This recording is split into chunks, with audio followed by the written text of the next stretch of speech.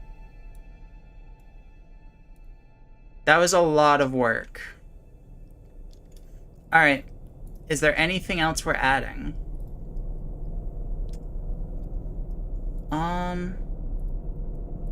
What do I have for options for things in the, like, very back layer? Let me ponder that while y'all decide if that's the last thing. I know I played with something at one point that worked. Yeah, these. So let's make a couple of these. One of these is going to link to this. And hide it and turn it off. This one we're going to link to this one. Hide pin sprite.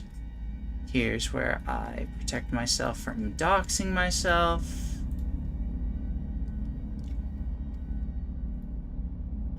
Is it this one? Yeah, beautiful.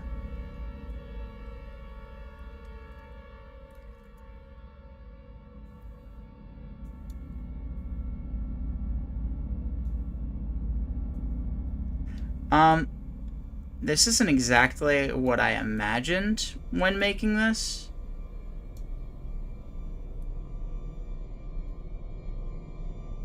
Like, I expected it to be over my head, I'm gonna be honest with you, but I didn't make it wide enough. So what if I just make it, like,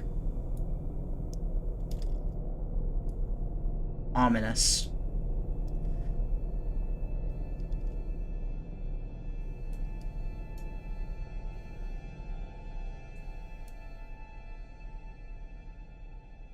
This moves a little more than I would like. Oh my god, yes it does. Can I make it like...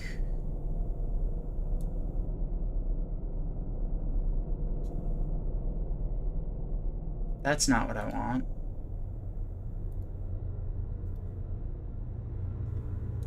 I want it to, like, not really, like, fight with it. I also do need to check something real quick, because it looks like forehead rainbow, not a terrible idea. I can't tell. Like, real quick, if I... No, it's showing up as a PNG, it's just changing the background color. It's so weird. How to do that? Yeah, I could put it on, like, a more forward layer and then have it be on my forehead. That's not a terrible idea. Like, what do I have that's a forward layer? Something that goes in front of the bangs. Because not a lot of things do in this program. Mean that they look really bad. I can try that.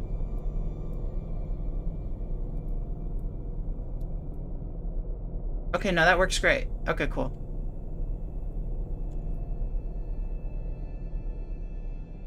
So that means I need to turn off these and create a new buddy, link that one to the other half of this, because for some reason that's a thing I have to worry about.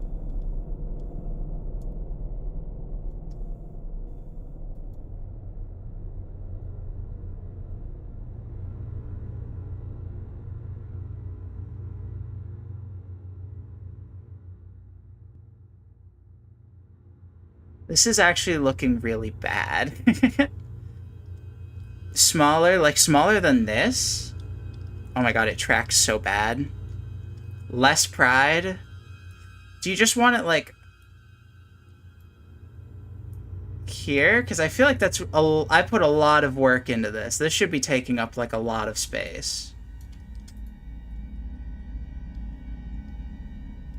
It tracks so badly.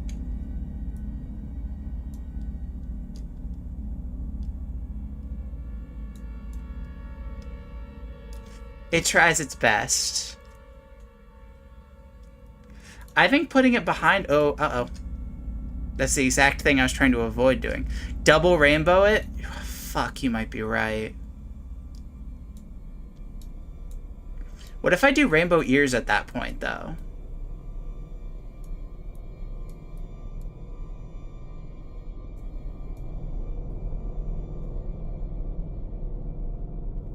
Like, what if I just did, like, this, but behind? Like, I just had this behind the ears.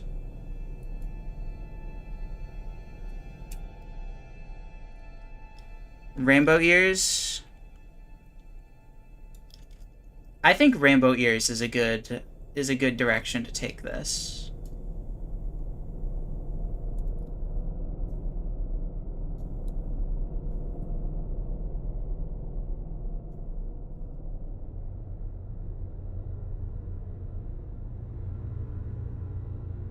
I think rainbow ears is a good idea, assuming I can get to remotely cooperate.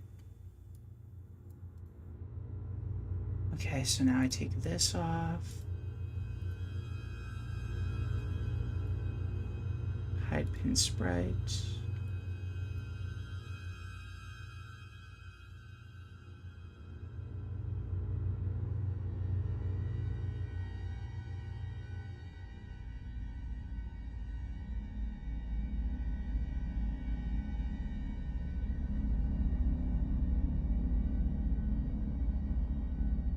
I think something like this works. Like, it still needs a little bit of tweaking.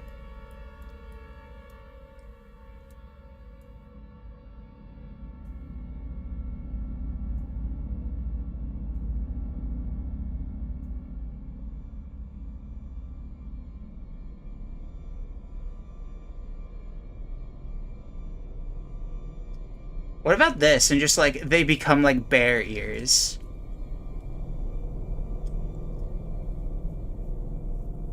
And also, you said you want gay on my face, so I'm just gonna turn this one back on. I already had it on. I already made this for the Radiance one. We can call that good.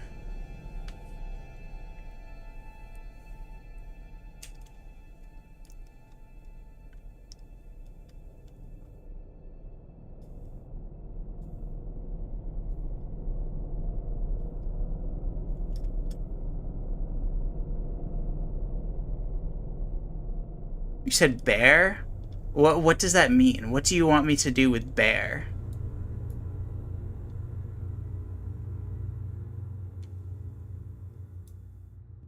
Do you want me to draw a bear? I just spent so much time drawing this rainbow.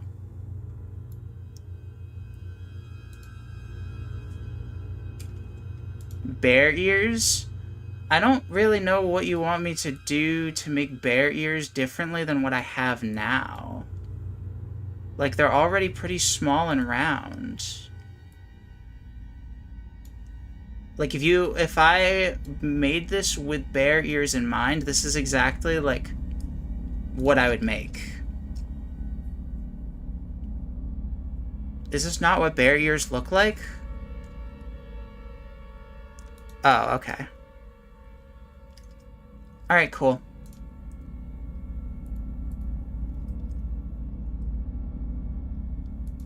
Alright, this is, beautiful, alright.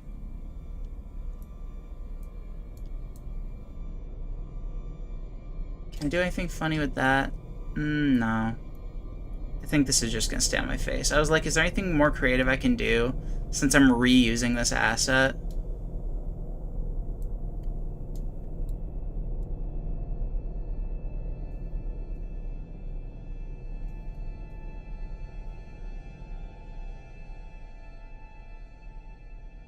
Alright.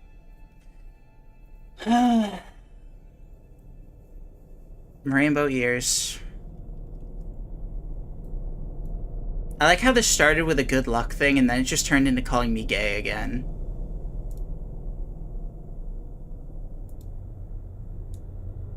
It happens every time. I'm really bummed.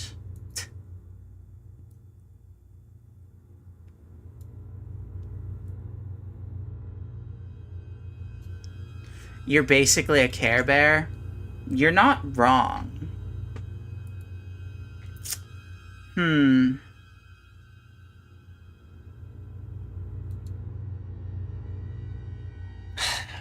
I'm like...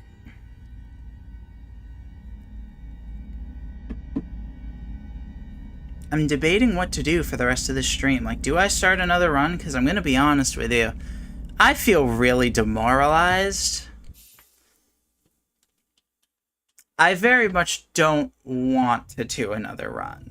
But I don't have another stream planned. I've been, like, tossing around ideas for doing something different later in the week. But none are ready. So I guess we're just... I don't even know. I guess we're jumping into it. I guess. It's not just calling you gay, it's showing pride in calling you gay. Alright, you know what? That's fair. You're so right.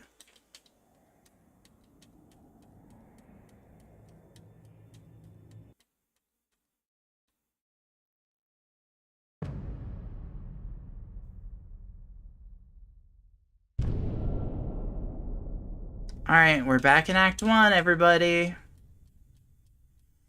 Yay!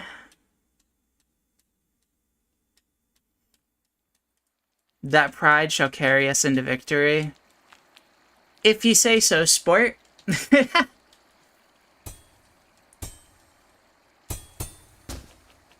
What I've been thinking about doing lately, I'm not 100% sure I'm going to do this, but I stream roughly twice a week, sometimes 3 times. There's a part of me that's like, I don't want my channel to just be a Silksong channel. Oh wow, I died to Chuck. Okay. That's fine. I'm off my game. I've said before that if I die stupid early into a run, I'm not changing my outfit, so I'll add 1 to the death counter and we'll start again. I can't believe I just got so rudely interrupted. Seriously. Like, God, I'm trying to talk about streaming schedules and shit.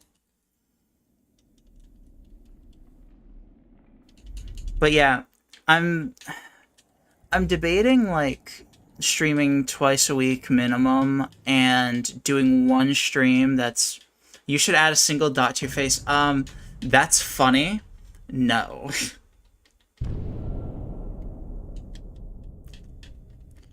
That is a funny idea. Don't get me wrong. I just spent so long drawing the rainbows and getting this all set up. I am not going to just turn this into an MS Paint stream. But yes, I've been thinking streaming 2 or 3 times a week and doing 1 or 2 of those streams being Silksong and then the rest not. Like, I'm considering, like, making Sunday, like, Silksong Day. It's Silksong Sunday, and every Sunday I'll stream Silksong, and then, like, another day in the week I'm gonna do something else. Because I don't want to just make Silksong content. That's not what I want this channel to be. I've been, like, mulling over what I want it to be a lot lately. And I feel like the answer is I want to, like, lean into, like, playing games incorrectly, in a way. Now, saying that playing Silksong Deathless is incorrect is, you know, a little funny to think about, but Silksong is a game that's built around you dying a lot and learning from those deaths. So to an extent, it does kind of fit in with that.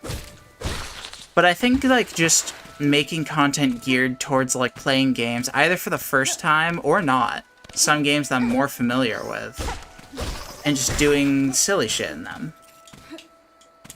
And the problem is that I need to find time to, you know, actually do those things to edit it into a video. I guess what I'm saying is by streaming, like, only Silksong stuff, like, I don't want this to just become, like, alright, Silksong stream highlights, Silksong stream highlights. I did the 1 Hollow Knight tier list. And, like, the Grass Day stream. Like, those are, like, those are like one-off things that I could turn into videos, except that the crash day I definitely don't want to. And the tier list I've been working on, but I'm learning just to, like, it's hard to sit down and force myself to edit something that I don't want it to be, like, what I do, I guess. I saw the stream and decided not to. We're in Doomer mode. Tonight is nice night. I heavily considered turning stream off and going to bed. Tonight is nice to Jamie night.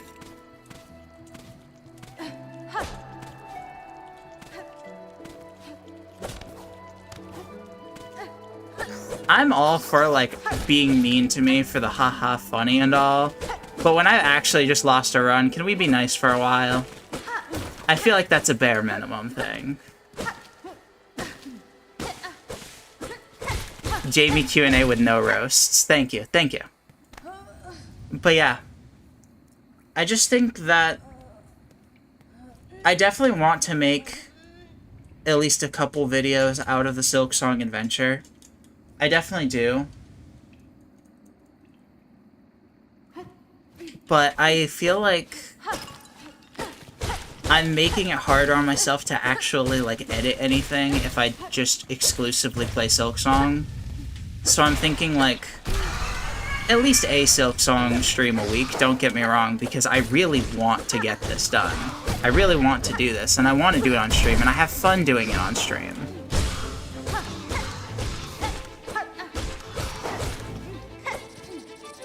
But I think doing, like, a stream a week where I'm working towards something different would be good. So what is your favorite color? I mean, I don't... favorite color? Okay. I know you're asking this, like, as a haha funny, like it's a bad Q&A question, teehee. But I always am like, maybe this was just me being autistic, but having a favorite color is kind of whack to me, in the sense of, like, it really is situational and depends on what I'm doing. I will go on record and say purple's the sexiest color, so usually it's my answer I go with. But it depends. Favorite color is gay. Shit! That's what I should have said. God damn it. You're so smart. Hey. Come on. Hey, look. Ababa. Orala. Torodan. Orala. Hello, Chaperone. I just took your soul and then died with it. I cannot believe I'm still not over it. I'm not over this last death. It's gonna haunt me for the rest of the stream. I cannot believe I was on the way to Grandmother Silk and then realized, oh shit, I should go fight 4 brothers, and then I died to 4 brothers. Name every single fandom you're in? I mean, okay, what counts as being in a fandom? Like, there's plenty of things that I'm a fan of. I have, like, an entire, like, sleeve of tattoos of things that I'm a fan of. But I'm not, like... Technically speaking, the only, like, fandom I make any, like, content for, or anything like that, or really go out of my way to consume content for, is, like... you know, I make Silksong content at the moment. That's what I've been doing. In terms of, like, actively seeking out content, like, I don't know. Like, enough to know the memes and get most of the history and inside jokes and stuff. Okay, well, here's the problem. Do you have, like, a pen and paper for me to, like, brainstorm, like, 50? I have, let me count how many sleeves, or how many tattoos I have right now. 6. I have 6 different tattoos on my arm, and it's just of fandom shit. Fandom to me is interacting with, like, fans of a community. See, that's where I'm at, too. Like, I think there's a difference between being a fan of something and being in the fandom of something. And I wouldn't say, like, I'm not someone that actively goes out of my way to, like, seek interaction within a community like that.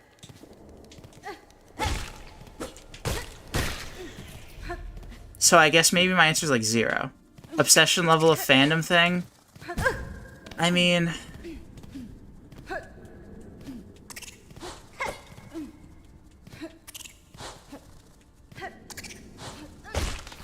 There we go. I've talked about being like a big Earthbound fan, specifically Mother 3, but the entire Mother series is one of my favorite series of games. My first tattoo I ever got was a BoJack Horseman tattoo, so there's that. What else we got? Fuck. I've spent thousands of hours of my life speedrunning Mario 64. That's something. Yeah, I hit Best Pogo, and you know what? It actually didn't take me that long this time. Maybe I'm getting better. Pashanka!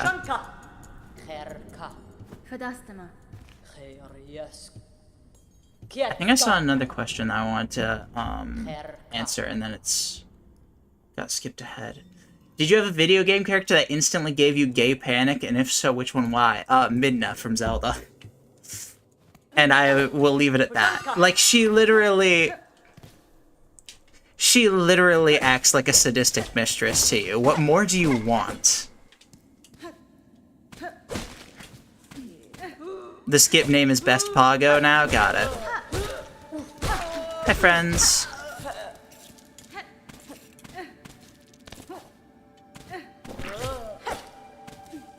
You know, I don't know why I tried doing that. I knew that you can't pogo off of those. But I still just, like, went for it, as if that's a thing. Oh, hello. That's not the way I expected him to jump. Come back. That's a lot of effort I just put into that one rosary.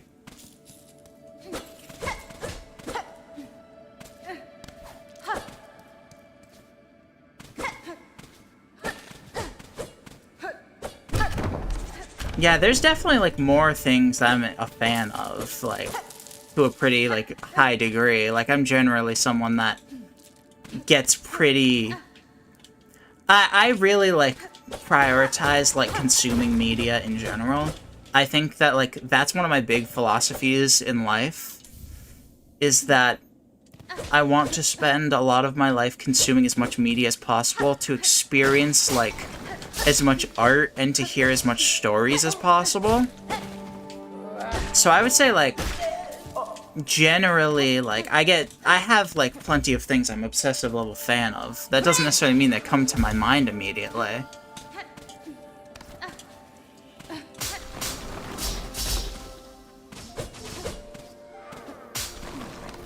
Hey, buddies.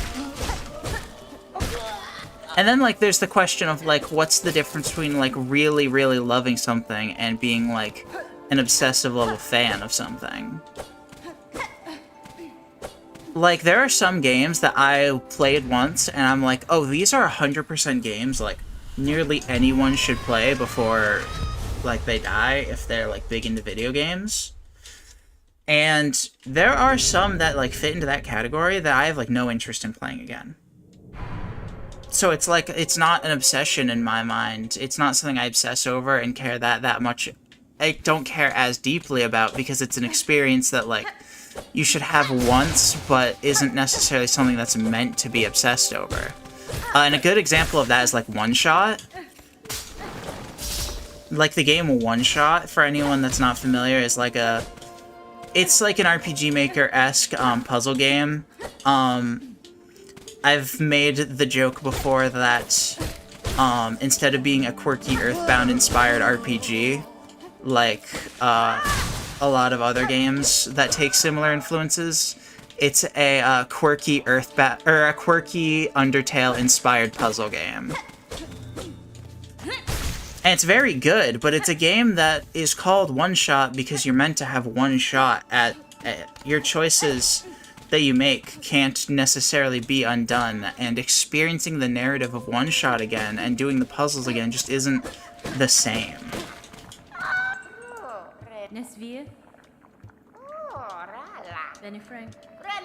So, like, I think, yeah,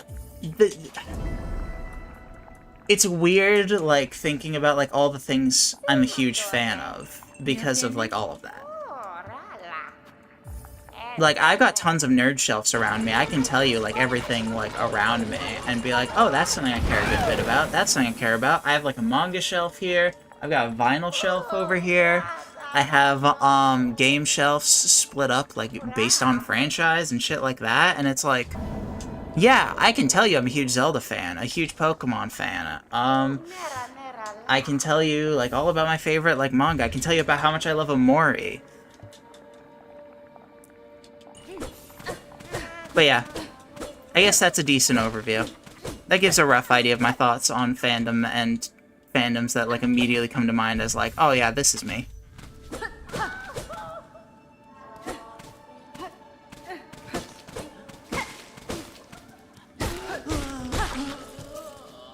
Got his ass. Excuse me, didn't ask. Excuse me, pardon me, didn't ask.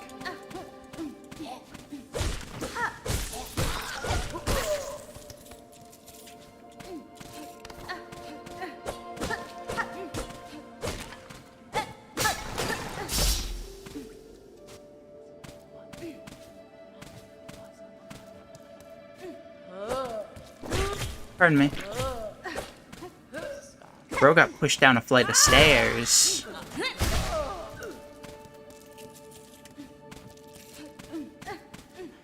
Oh my god. I feel so, like, much lower energy than I like to be on stream right now. Like, that death really took the wind out of my sails. And I'm trying to, like, still be fun and be like, haha, yeah, hangout time, fun time, haha.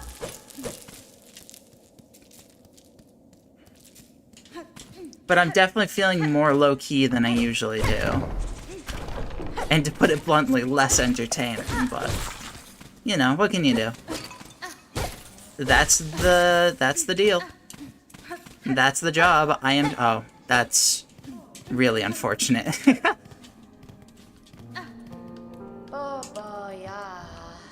I am here to entertain, therefore I entertain, whether my brain wants to or not.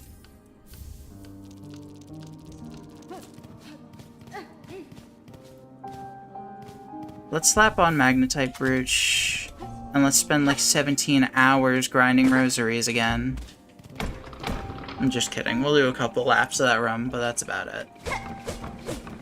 I need to jump back down and get Berry Buddy again, because I missed the first time, because I'm bad.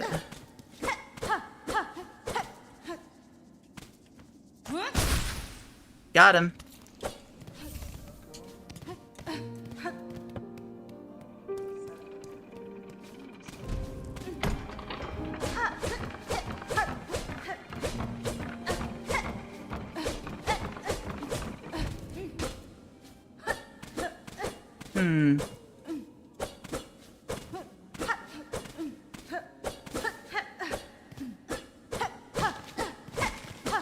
Someone who's, like, into Deltarune.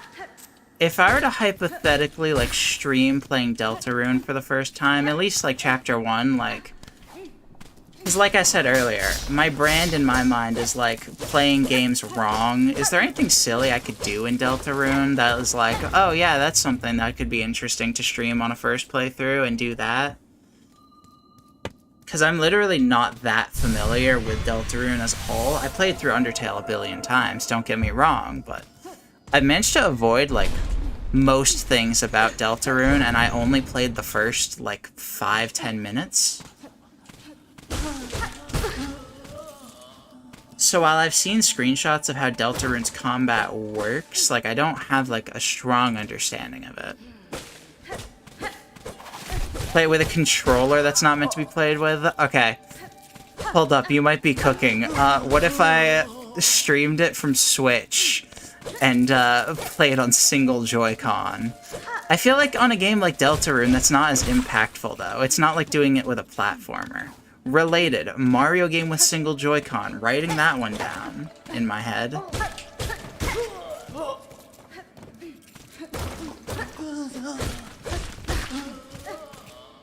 Deltarune, but I'm playing with my feet. No, because then I would have to set up a feet cam or y'all wouldn't believe me, and I'm not doing that.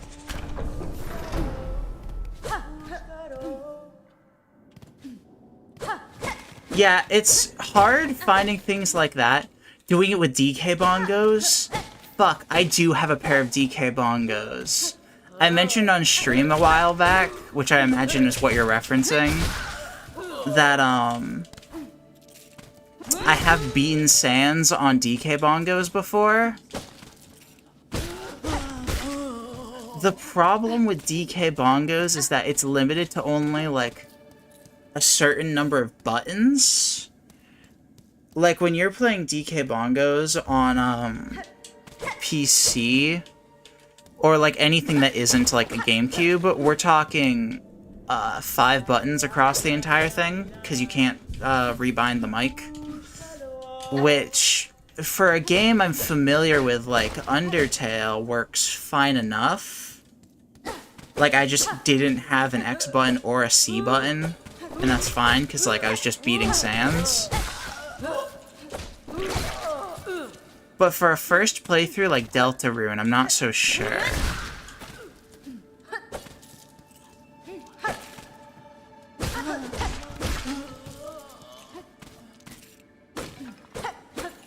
Especially considering, like, that means, like, no being able to exit out of text and things like that. Unless, like...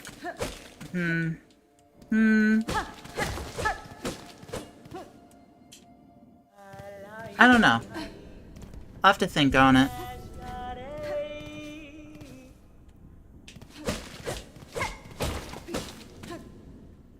Could you swap your buttons and your directions? What do you mean by that? Because, like, when I say DK Bongo has 5 buttons, in order to move around on the DK Bongos, assuming I was just using DK Bongos and no other control input method, it would be, 4 of those buttons would be up, down, left, right. So you're moving with the right hand and doing inputs with the left. So, like, use one hand for bongos and another for, like, a keyboard or another controller. That could be interesting. Just using... Oh, wait, could you swap your buttons and your directions? Oh, that's kind of funny. So, like, my D-pad buttons would correspond to my buttons, and my buttons would correspond to my D-pad. That's funny enough. Yeah, I realize what you're saying now.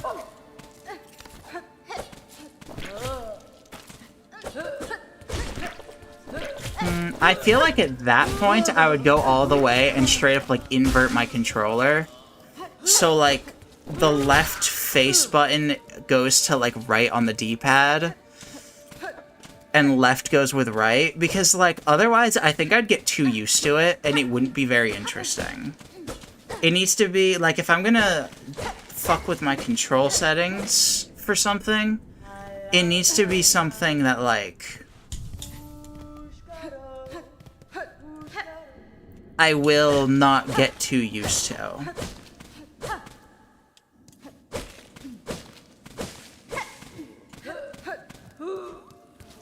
I wonder if I could even take it a step further and, like, Mario Party Dizzy Dancing it, where, my buttons get randomized every X amount of time. And I have to, like, relearn the button layout, like, every minute or something. That could be funny.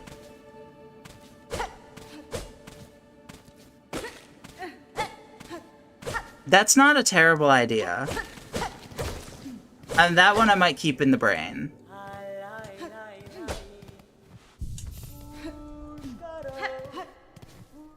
How long does it, like, take to beat a Deltarune chapter? Like, could I...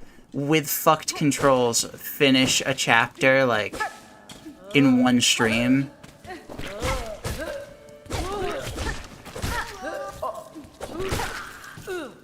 Every minute is too much? You underestimate how much of a gamer I am. And, like...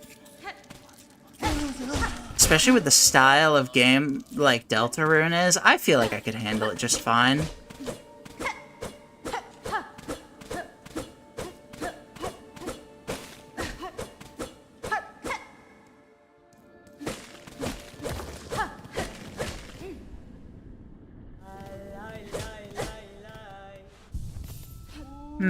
I'm really, like, thinking about this.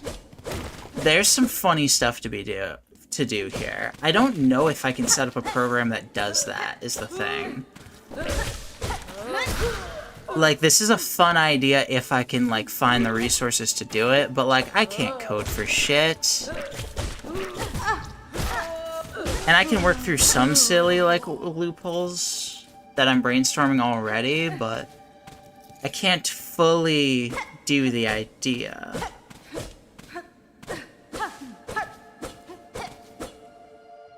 Like, I guess the boring way to go about it would be, like,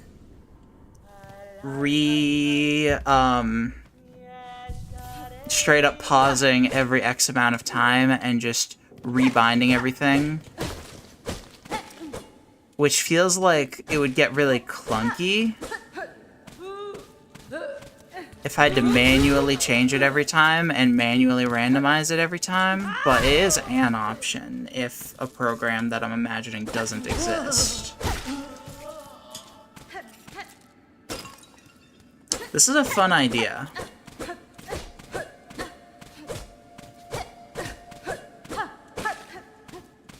Okay, but like how long, okay, assume I play it normally.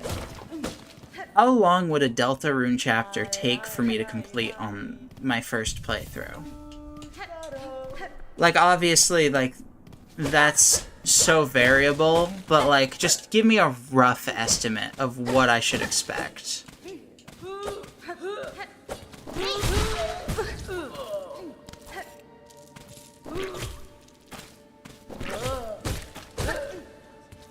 Like, it does not need to be that precise. I just need to, like, know, am I talking, like, a 2-hour commitment, a 1-hour commitment, a 6-hour commitment, a 12-hour commitment? Like, what are we talking here?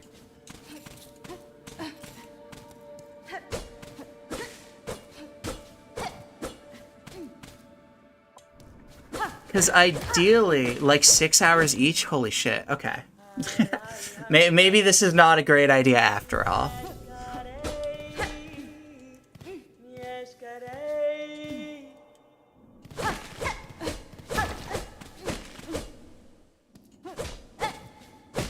I didn't realize each Deltarune chapter was that long. That's kind of crazy.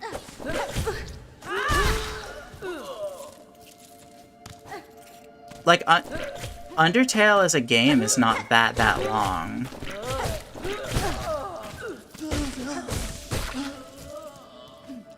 So hearing that, like... Because I hear that and I'm like, oh wow, a singular Deltarune chapter is not, like... is like half of Undertale.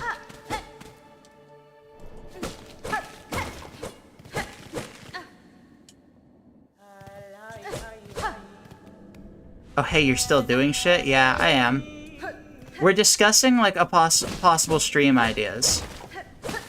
I'm not gonna lie, I asked a question with you in mind, and then you disappeared, so thanks for that.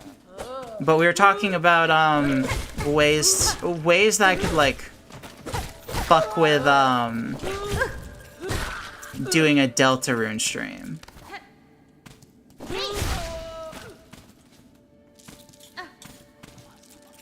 Because I would want to, I want what I stream to be like playing games the wrong way. So I was like picking chat's brains on ways that I could,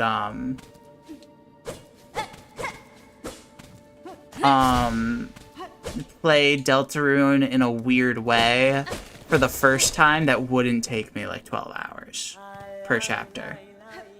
There are 2 songs that play twice in this game. What are they and where are the 4 places they play? Fuck if I know.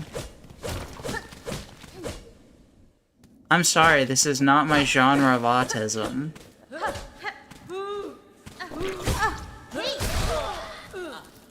Two songs that play twice in this game. What are they and where are the 4 places they play? I feel like...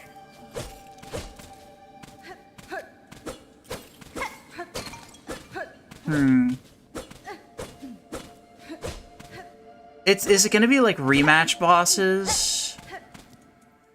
Like Moss Mother's theme probably plays, does Moss Mother even have a distinct theme? I think so. Moss Mother's theme, if every boss has a distinct theme, Moss Mother probably plays both encounters. And maybe both the Garmons? Or no, the Trobios? Do the Trobios have the same theme? It's been a minute since I fought Tormented Trobio. Yeah, that's just my gut instinct. Is that it's the Moss Mothers and the Trobios, but... Shrug. I have no idea what plays when you fight Garmon, because I've never fought Garmon, so... Maybe it's Garmon and Lost Garmon. Shrug. Chapter 1 seems to be about 3-4 hours. Okay.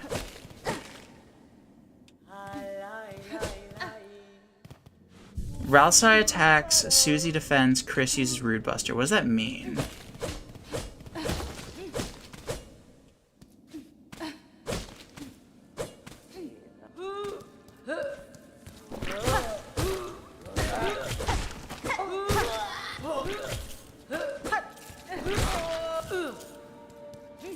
Okay, like, I understand that that's, like, commands, but, like, explain, like, to me, as someone who's not played the game, like, why is that weird, and how should I expect it to be, like...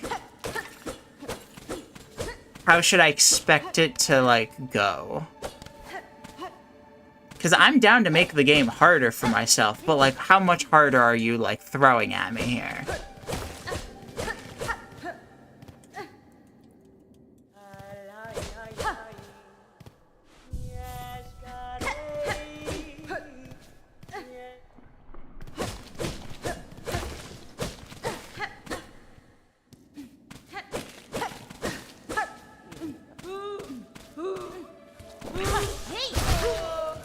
Yeah, I don't know. I think Deltarune, where my controller randomizes what button does what, is still very funny. That's still the winner in my head, except for the concern of how long that's gonna take.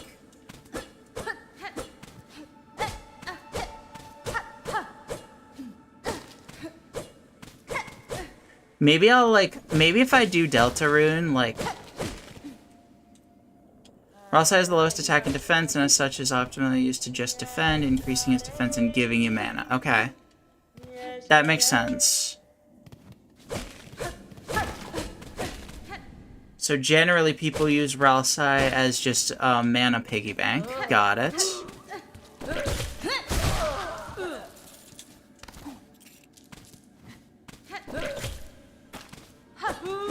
Susie has the raw stats for battling, as well as an attack spell called Rude Buster, making her main fighter. Okay. So, is this, in this combat system, does anyone guarding give you TP? Like, is that why it's worth having someone guarding? Or is it, like, a Ralsei specific thing? I'm just so focused on the Deltarune conversation that I'm honestly just mindlessly geo-grinding. Yes, okay.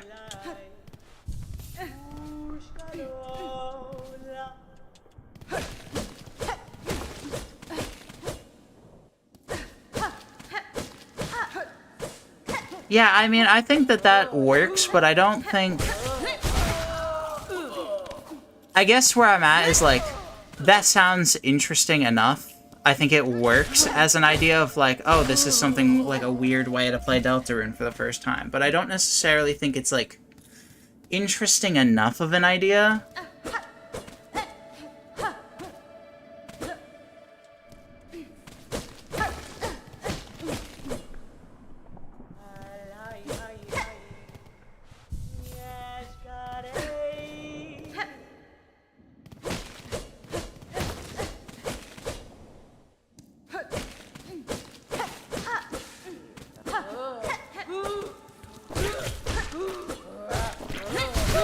I definitely want to stream at some point doing something silly with DK bongos.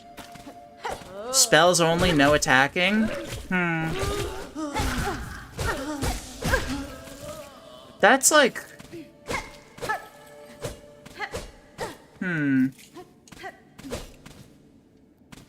Spells only, no attacking... I see potential in this idea. I honestly think what would be most fun is doing all 4 chapters of Deltarune as separate streams and having, like, a different gimmick on all of them. Every time you get hit, you have to run into an enemy another time. I think that for a first playthrough, combining the two is like a hard sell. Question: does Deltarune have like?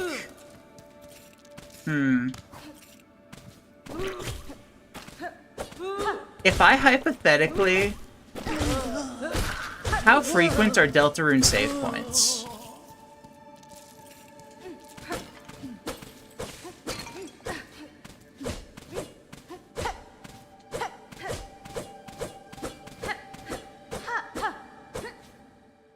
Very, very frequent. So, like, what if... That feels like setting myself up for a bad time. Because I was thinking, like... Easier than Silksong. Yeah, well, I assume as much.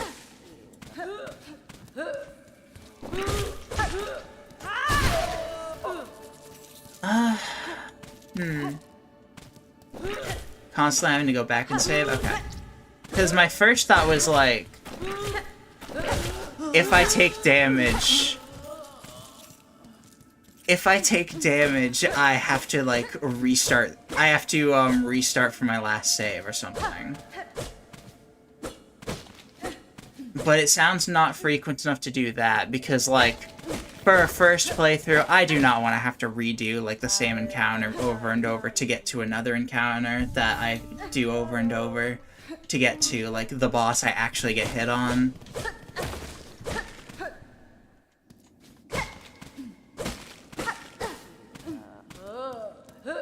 I think that's a funny idea for something, though.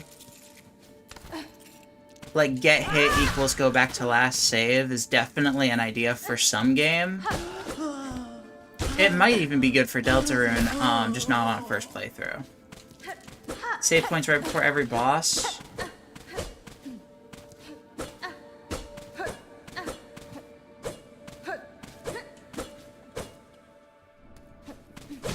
No hit's actually kind of tough. Okay. So what I'm hearing is keep that idea in the back pocket for after first playthrough. Oh, so I'm gonna actually fight Belbeast since I don't have any,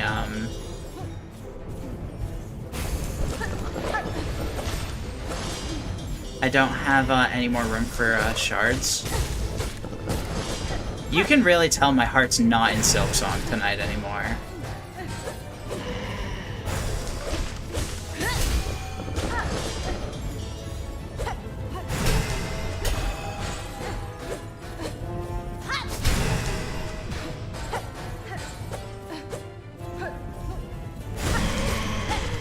OMG, try Celeste? I've played a lot of Celeste. I hate to break it to you.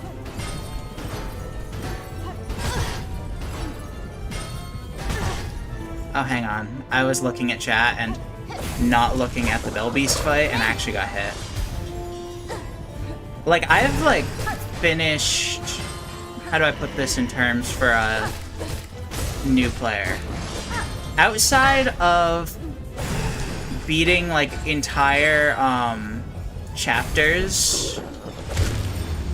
Outside of beating entire chapters without dying a single time, I have beaten every level in Celeste up until the DLC level. That's absurdly difficult and like 45 minutes long with perfect play. Maybe not perfect play, but like a long play would be like 45 minutes of the one chapter. I do not believe you. I have literally beaten every seaside, which I don't know if that means anything to you, but I have beaten every seaside, every B-side. I think, at least. You have not beaten Farewell. Yes, that is the DLC chapter. I just said that I've not beaten. You're correct. Farewell, I got about, like, a third of the way through. No, I've not beaten Farewell. I've beaten everything in the game besides Farewell. And I got, like, a third of the way through Farewell, and I'm gonna be honest, I just have never felt like picking it back up. What in the hecky heck is Seaside? Okay, so basically you unlock harder versions of every chapter that are called B-sides, and then when you beat all of them, you unlock harder versions of those called C-sides. And, like, low-key 7C is, like, harder than, like, almost anything in Farewell. It's just way shorter. Farewell checkpoints are so infrequent that I've never felt like putting more time into it, because I think there's a very real chance I would put a good bit of time into it and then never go back. How about this stupid little streamer finishes Celeste? What do you mean finished? I'm like, just because I'm not going for 100% doesn't mean I've not finished. The game technically ends at chapter 7 or chapter 8. I finally stopped being stuck and I'm alright to the heart gate. That doesn't... The heart gate's, like, easy. You've not played anything actually difficult.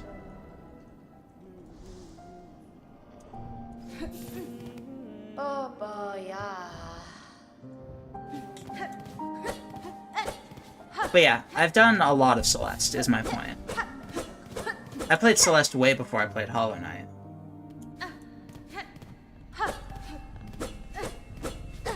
I've thought about getting into speedrunning Celeste, but honestly, wave dashing, I've just never been that consistent with.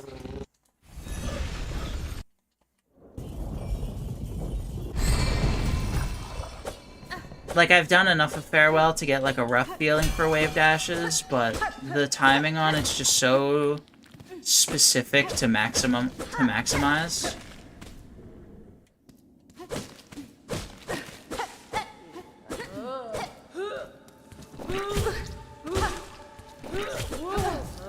Hi, buddies. I have Cloak Quest now. I can actually, like, I have purpose to actually be just going around killing these besides just talking to chat.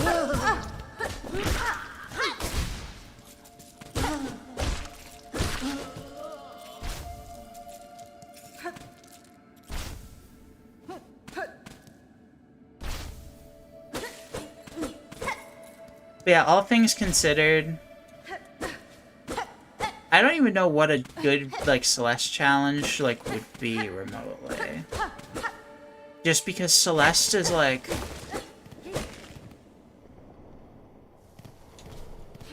Jamie, maybe the Silk goes into a heal next? Okay, but why would I do that? There's a bench right there. The Silk goes into the square hole.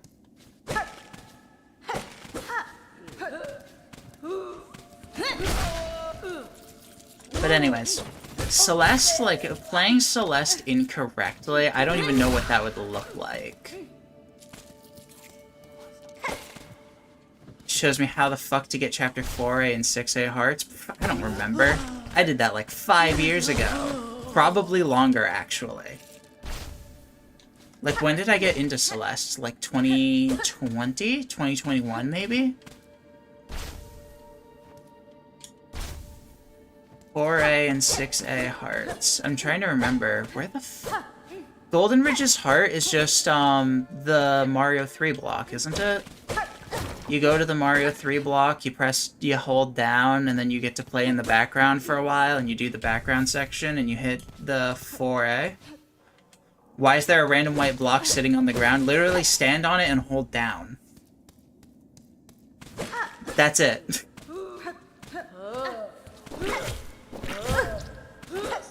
It's a Mario 3 block. You're just not a real gamer and you've not played real platformers. Smile. I might be misremembering all of the details, but I'm very confident in that. It's a lot of coke. Yeah, it's actually just a giant brick of cocaine that's like 50 Madelines big. As for 6A, fuck, I don't remember.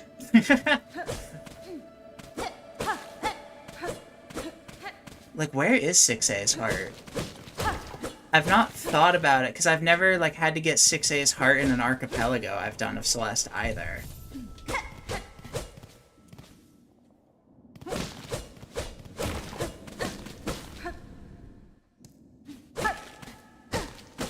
I know 7A's... No, not 6 eggs. Joke's on you.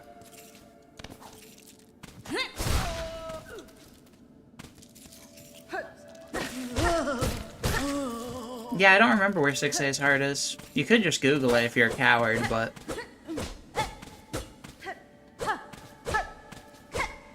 You need 6 eggs? Fuck. Okay, fine. I'll go to the store and get you 6 eggs. God damn.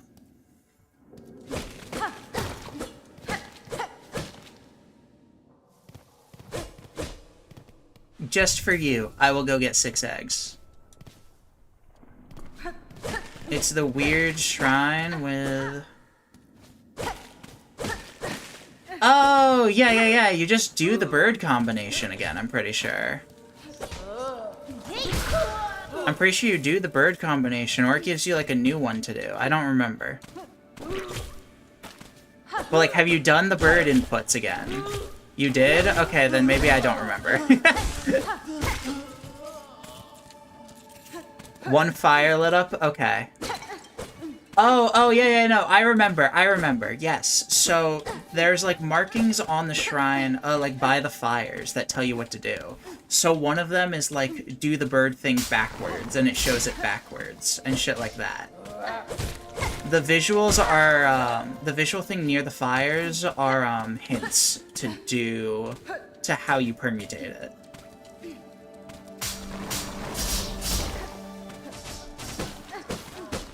I don't remember specifics. Like, that's as much info as I can give you, because I don't remember specifically how they get altered. But I remember, I'm pretty sure one is backwards, and I don't remember the rest.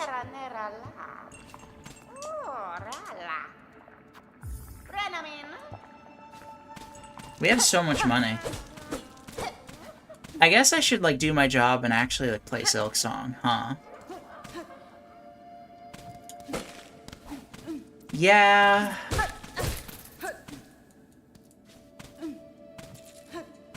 Yeah.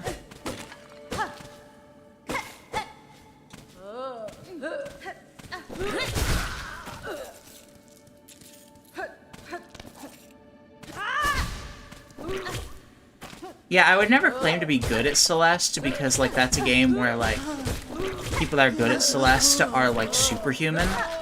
Like, I'm nowhere near, like, Grandmaster or anything, but I've played a lot of Celeste. I've done enough to finish all the Seasides, and there's a golden berry that you get from doing all of Chapter 1 without dashing a single time, and let me tell you, it sucks. I don't think I could do that nowadays, because I don't remember, like, the movement tech I needed to. What is Goldenberry? It's when you beat an entire chapter without dying. Unless you're talking about, the, Chapter 1 Flightless Goldenberry. Or Dashless Goldenberry. In which case, it's beating all of Chapter 1 without dashing a single time. She sells Seasides by the Seas whore. Bro, what? Yeah, no, that's what I'm saying. Celeste players are on a different level, buddy. This is making me honestly want to just not play Silksong and just load up Celeste.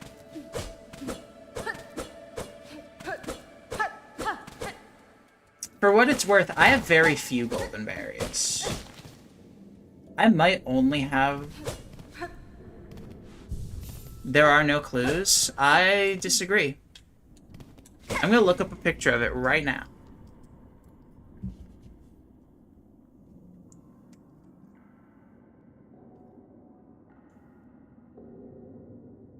Let me look up, Celeste 6A Crystal Heart, because I want to look at the shrine area. Yeah, there's literally signs right under the fire. What you talking about?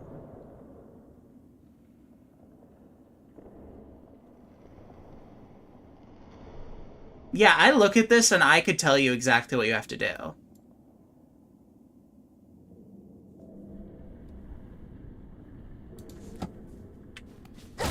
I don't understand the signs. Well, that's because you're bad. I feel like you don't want me to just tell you, because otherwise you would look it up. So,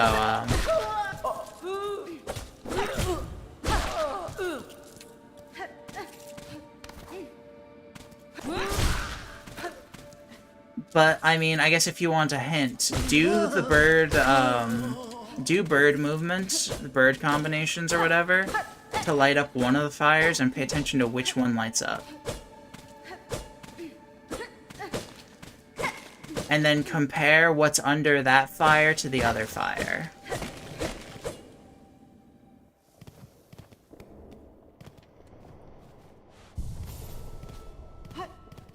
I honestly don't even remember bird directions. I'll be honest with you. I don't have that shit memorized.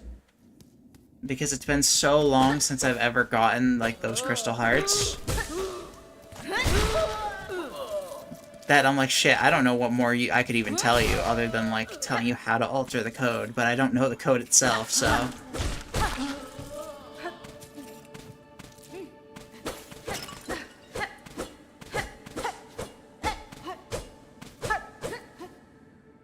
Truly the worst stream of the year. Stream where we played Funny Run for like, I don't know, 45 minutes maybe. And then we spent like the rest of the stream just grinding and talking about other video games. That's peak streaming right there.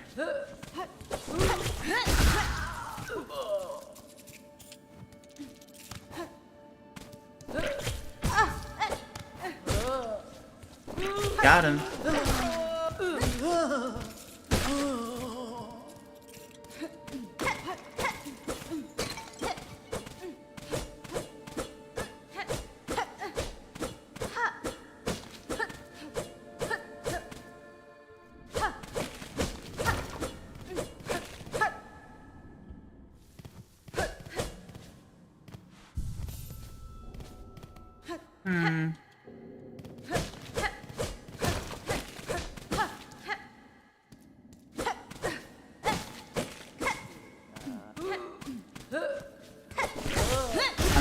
I'm like still trying to think about like everything, I guess.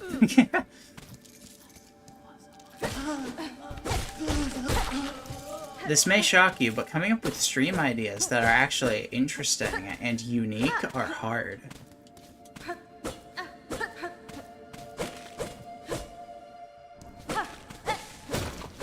Me all the time? Yeah, thinking about everything all of the time.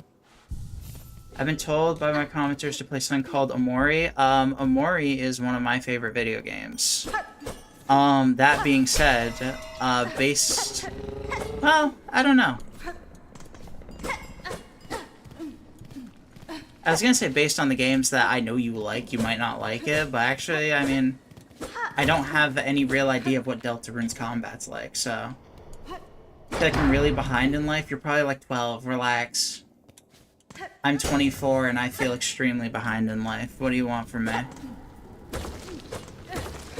I don't have an Omori tattoo yet, though. That's one of the next ones. I just haven't locked in a design I'm happy with more than anything. My roommate and I played Omori recently, and it was like their first experience with the game. Mine, like, third. It was my third playthrough of the game. They're both very Earthbound inspired. Yeah, they are. I mean, that's why it's the whole meme, you know, the like quirky Earthbound inspired RPG, and they all look the fucking same. And I say this as someone who is a big fan of quirky Earthbound inspired RPGs.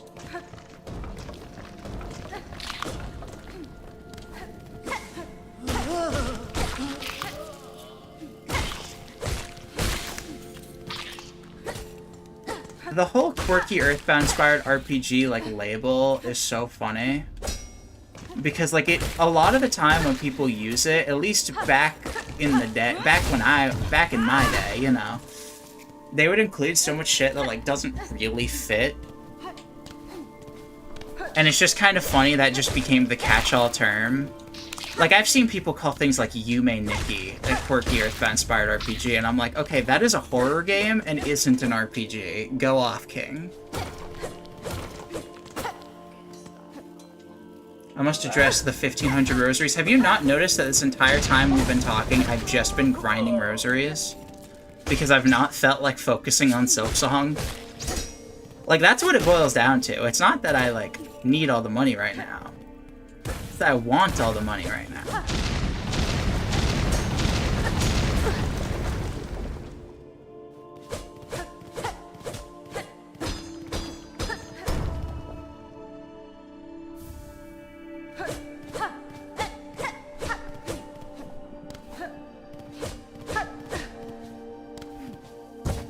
Maybe I could...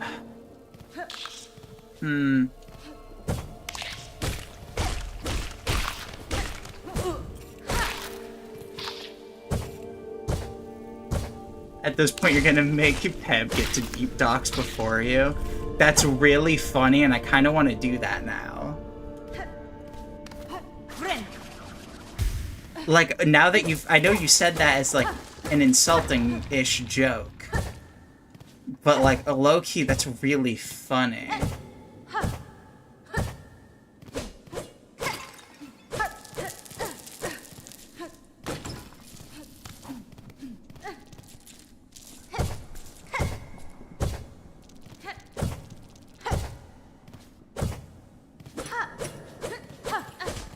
I'm like, now my brain's just thinking about quirky Earthbound-inspired RPGs, and I'm like, shit, if I took a day to do it, I could definitely do, like, a funny Lisa the Painful stream.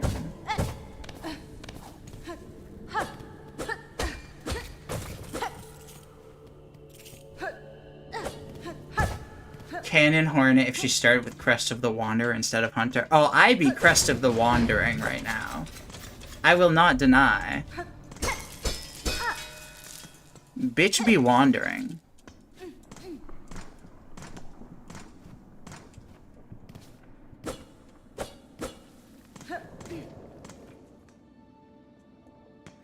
You can say whatever the fuck this is. I call it having a podcast stream.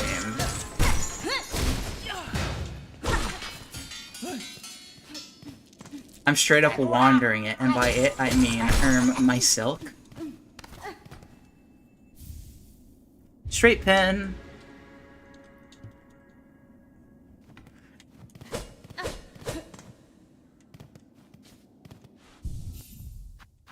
Let me slap that bitch on. Actually, no. That's fine. I was debating taking it off, but I guess I'll live with it for like a few minutes. I'm just like... It just feels illegal to have the straight pin equipped when I have a gay-ass rainbow around my ears.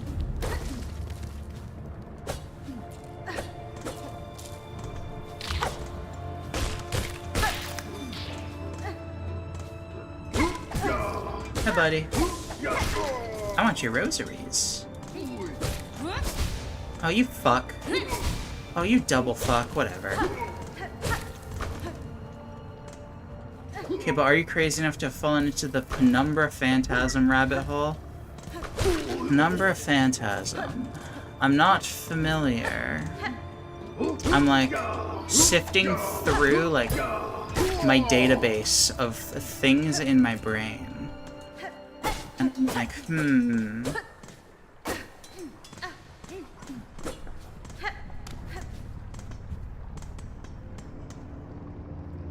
Jamie, pull it up on Google.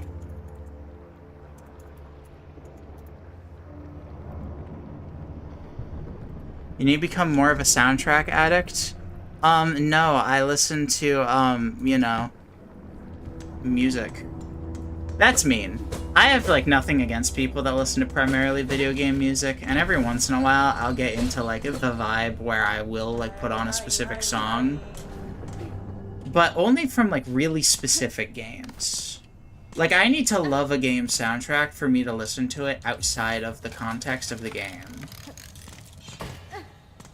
Like, Amori's, funny enough, has, like, a lot of songs that I've put on, like, in other contexts.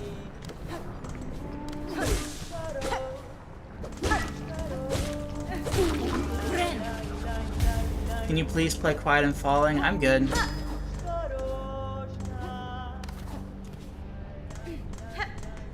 Big into using Mass Effect music as background music. See, I've got nothing against that at all.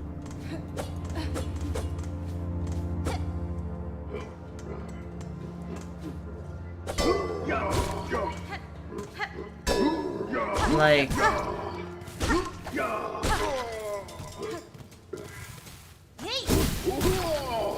I don't know. I think that you can love something without necessarily loving its soundtrack. And while I think the Silksong soundtrack's very good, I think it conveys its story very well, its themes very well, and I think it adds a lot to the immersion of the game. There's not really many songs from, like, Silksong that I would go out of my way to listen to, for example.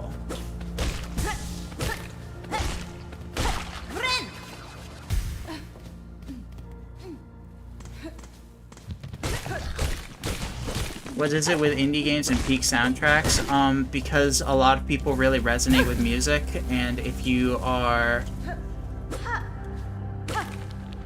like an indie game and you're actually starting from like small grounds, putting effort into your music is one of the best ways to get people to care about your project.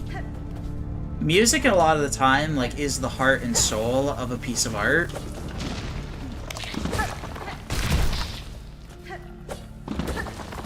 And that's why a lot of the biggest indie games are the ones that nail having a very, like, beloved soundtrack. Now, I'm not gonna say that's the only thing. Okay, so you haven't listened to Sinner's Road outside of the context? No, I have not loaded up any songs from Silksong outside of the context. There's a couple I would consider. But I don't know if you heard me talk about my vinyls, but I listen to a good bit of music that is not soundtrack music. Less so than I used to. I used to work a job where I was like driving all the time, and let me tell you, I spent that time just listening to so much like weird music.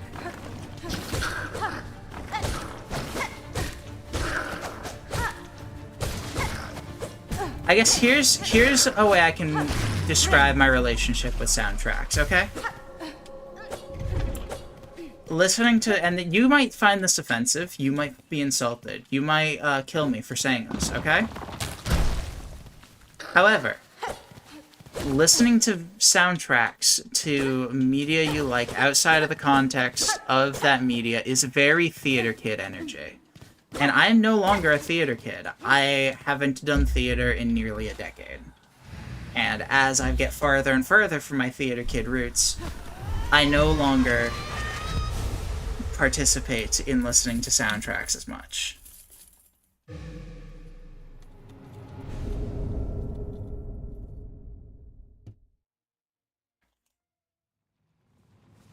And I'm not gonna say I never do. Like, I definitely do at times. But it's not like...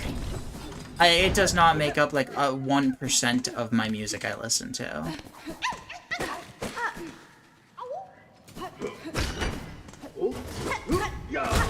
I listened to Core from Undertale instead of Core from Celeste while playing Chapter 8 for the first time. Good for you. I respect your, like, ability to do what you want. I don't care. Personally, I wouldn't do that, and I feel like it takes away a piece of the art, but go off.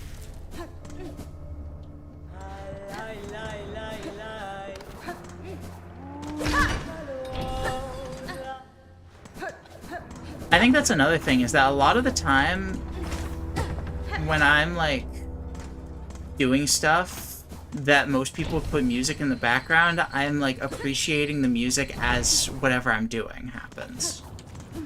Field of Hopes and Dreams? Now see, that's a banger, don't get me wrong. Undertale has a lot of great songs, and you know what? Undertale came out around the time of like me being a theater kid, and you know what? I listened to the Undertale soundtrack so much.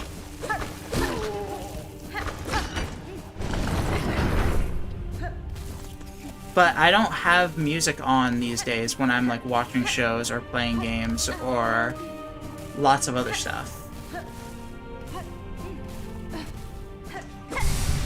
Because a lot of the time the stuff I'm doing has its own soundtrack.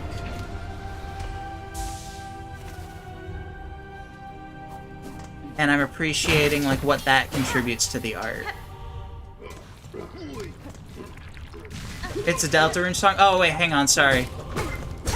Yeah, I'm thinking of the one with a similar name that's Azrael's theme. I have heard Field of Hopes of Dreams at some point.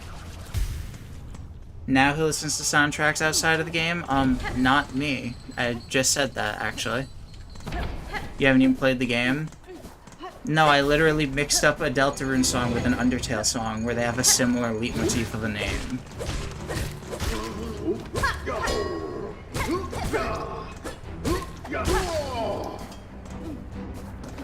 I've probably heard the song, like, a few times, but I could not tell you how it goes off the top of my head.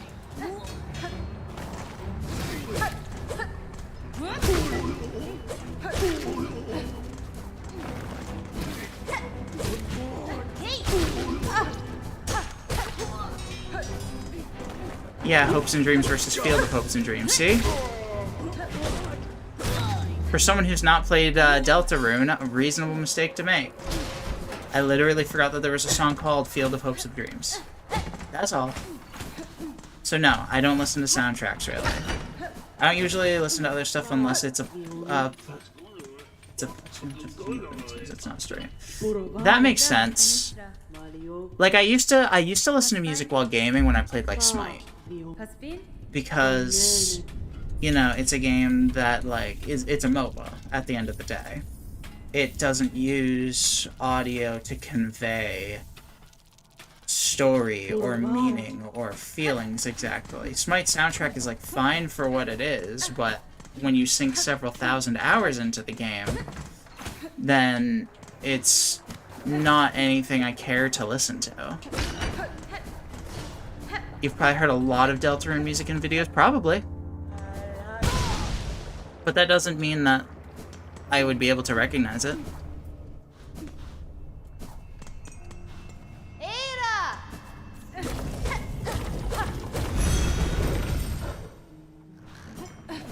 Like, I would bet money that you are correct.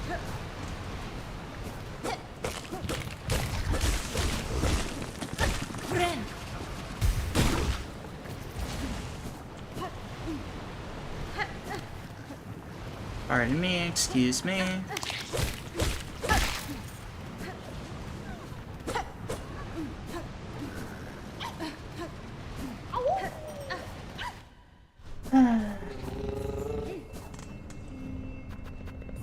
Hello, Peb. As much as I want to make you move on with your pilgrimage before I did, I'm a little late, but that's fine. Oh boy, yeah.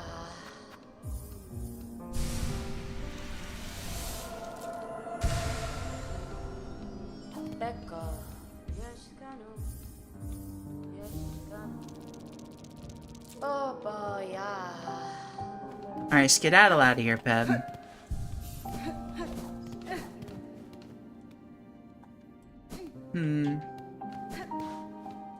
Quesco. Cool. Alright, I was gonna go Wormways, which I should probably just go over here for. Alright, now we can take the straight pin off. Finally. It was getting offensive to me. You know, as someone with rainbow ears, like, I couldn't dissociate with anything straight. Are you kidding? Losers.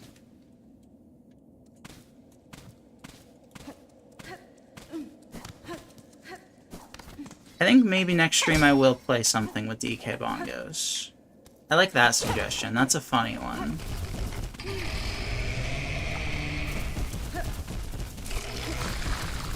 I'll need to set up like an input display. Because otherwise, like, I could very easily be faking it. Which I guess I could still be faking it with, even with an input display, but you'd at least be able to tell that I'm only using like 5 buttons.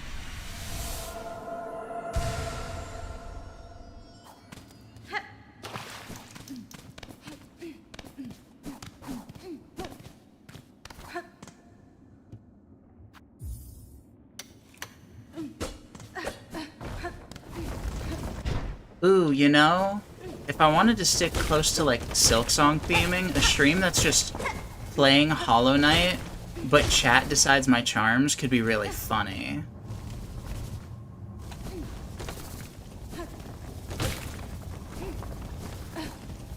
That's a simple one that could work. That is a good way to play a game wrong.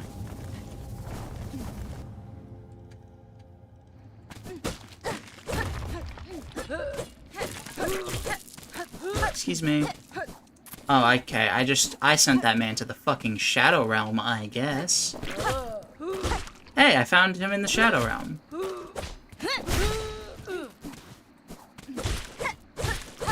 What if I made a Jamie-based RPG? If you wanted to make a Jamie-based RPG, I would play it on stream, probably. I would need you to understand that if you put anything in it that gets me in trouble, you will have to get banned forever. Or maybe I would send someone in, like, a canary in the mines and be like, hey, can you playtest this and make sure, like, I'm not gonna get, like, jibaited. It'll take place in Jamie's mind since she's so schizophrenic I could put anything in it. Hey, I'm not diagnosed schizophrenic. That's about all I can say, but I'm not diagnosed schizophrenic.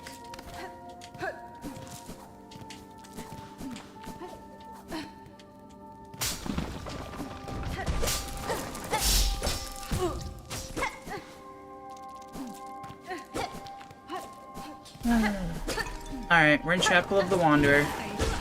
Yay!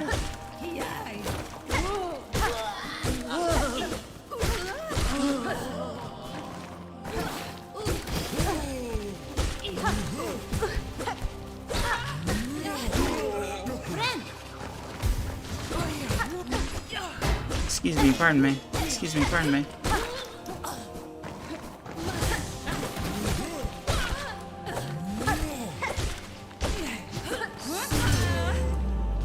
There we go. That wasn't so bad. Shockingly, Chapel of the Wanderer continues to be really fucking easy. Look at me go. I can't believe I spent so much time and effort to get this fucking, these clouds to, or these rainbows to have clouds on the ends just for them to inevitably get hidden behind me.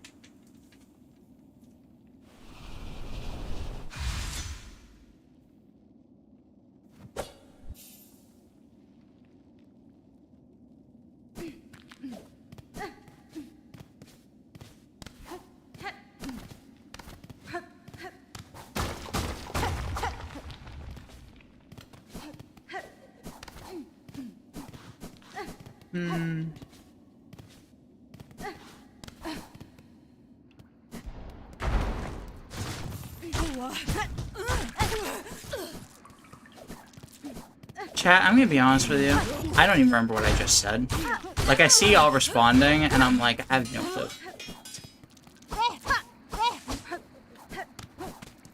I cannot censor this enough for YouTube.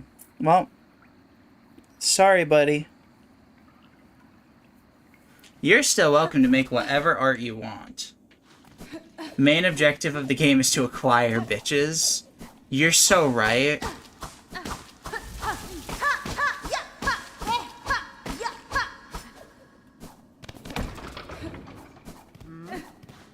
So I take it you're, you know, posting it from the past tense. Like you're getting a bit of, like, a Jamie backstory. Because as we all know, I've got bitches. Right?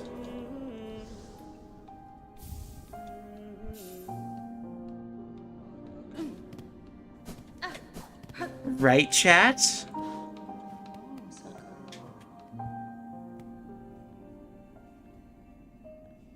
Good talk.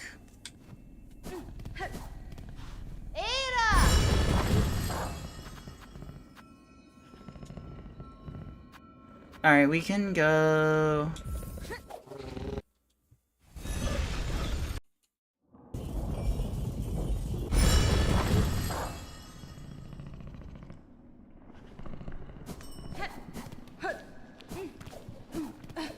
Chat, can we put in Black Souls style cutscenes? I'm not... I don't know what you mean, so I cannot approve nor deny.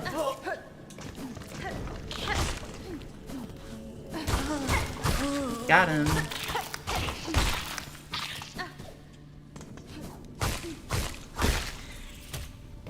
If you don't know what that means, that's okay. I'm concerned. Yeah, I'm definitely gonna send in a canary to make sure I can play whatever the fuck you're cooking.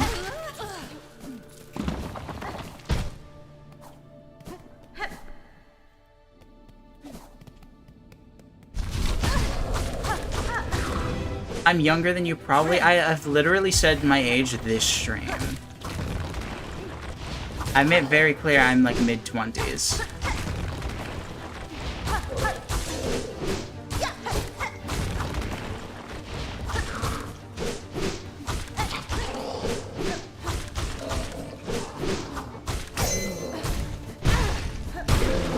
I got so like bodied by that crit that I thought it was Scarguard dying there, and was like, oh, okay. Yeah, you're a college student. I'm a college graduate, so unless you're going into college late, then you know.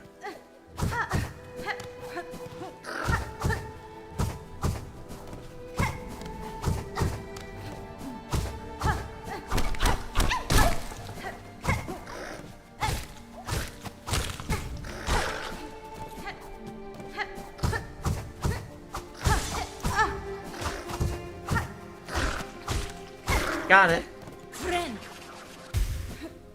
Yeah, I have a degree. I have a degree in streaming. Can't you tell from how good my streams are?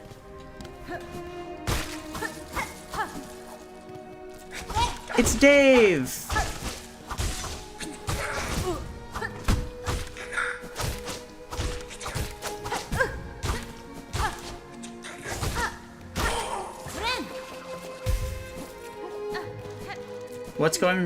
What's wrong with going to college late? Nothing's wrong with going to college late. It was just a conversation of age. I'm just saying, unless you have gone to college late, I will be older than you as a college student.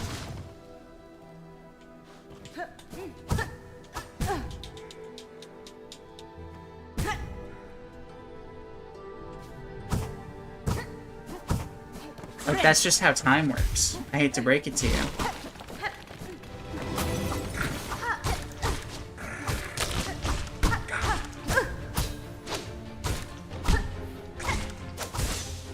Bounce. Push. Oh wait, no, she doesn't Pushanka here. I was going to Pushanka with her, and then I got bodied.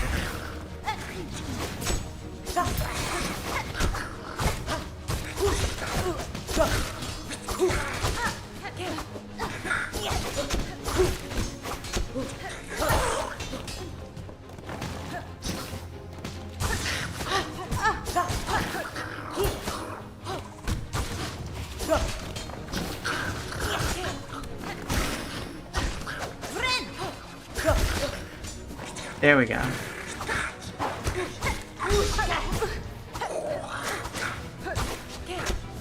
Okay.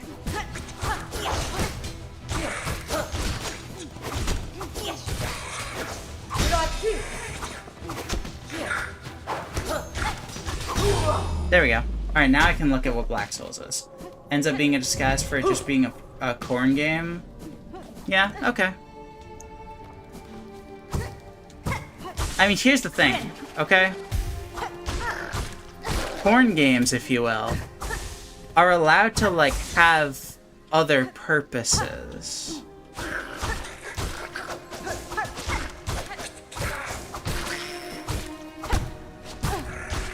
Like, I remember when, like, Honey Pot first came out and everyone was streaming it. And, like, doing YouTube videos on it. Not streaming it, because that shit had to get edited, but... I remember when Honey Pot first came out, I was like, you know what? That looks actually kind of fun. Even though it's just, you know, bejeweled with titties, I enjoyed my time with Honey Pot when I was younger. Granted, I was, like, younger, but I don't know if I'd still, I don't know if I would still enjoy Honey Pop today. But the point is, like, a game can contain, like, just straight up, like, erotic scenes for the sake of being erotic without being just porn game.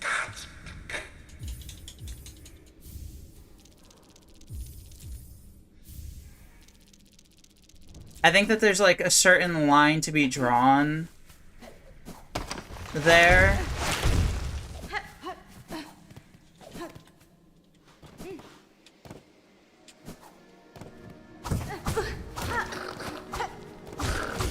It's like, art should be allowed to be erotic and should be allowed to, like, be sexual without just being dismissed as, like, you know, pornography. And I have no, like, opinion on the piece of media in question. Like, maybe it is. Maybe it does not deserve the credit that I'm giving. I don't care. But just as a general statement, like, art should be allowed to portray, like, erotic emotions without being just labeled, like, pornographic slop, basically. And I think generally, like, people are starting to come around on that, at least. Like, Game of Thrones was big, and, like, reading, like, smut is becoming, more and more like that. It's like, or sorry, reading smut is becoming, like, more and more, like, popular and accepted. Bodies aren't always porn when they're erotic. Exactly.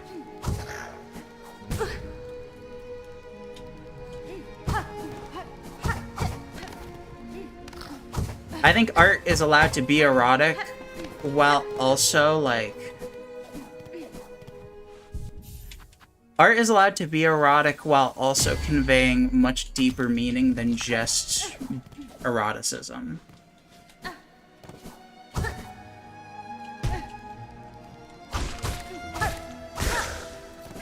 That's all. That's my soapbox speech. Now, is Black Souls specifically a worthy piece of art outside of the sex? I have no idea.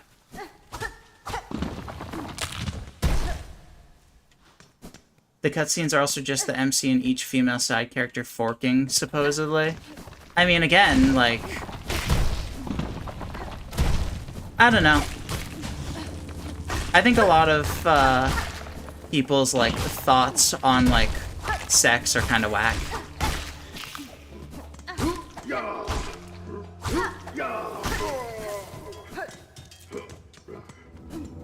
I think sex and art should be allowed to exist without necessarily just being dismissed as, like, oh, you know, porn.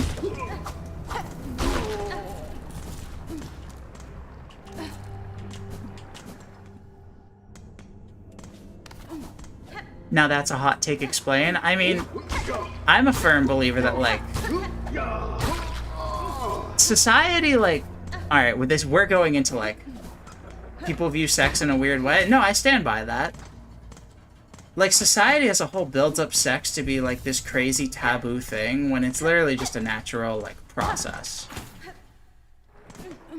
It's a natural thing, and it's a natural, like, way humans, like, bond. Animals in general bond.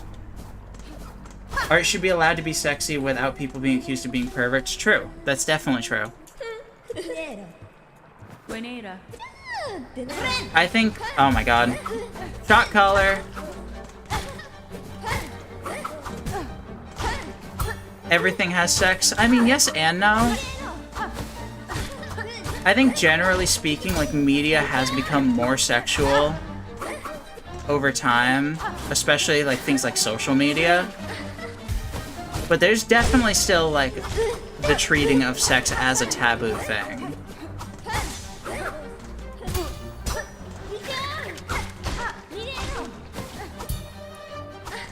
There are art museums with ancient sculptures of dingling. Yes, that's true.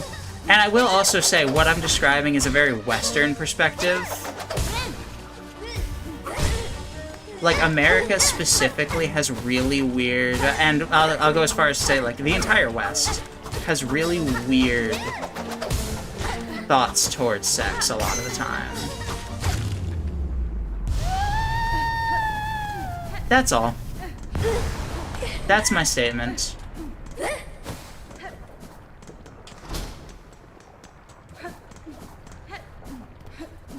I'm an art student, it's very stigmatized still. Exactly.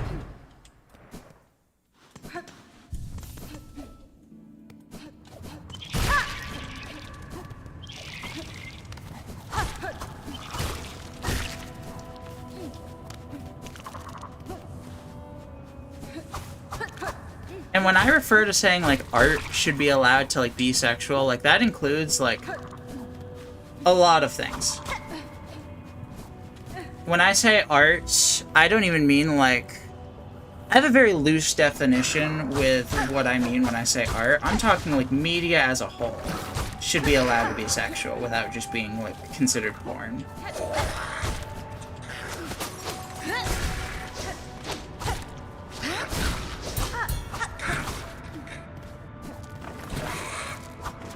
Should you put drawings of porn in an art museum?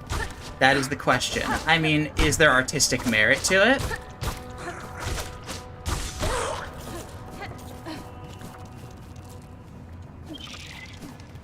This guy at school had a painting of a vagina and people at school were so against it.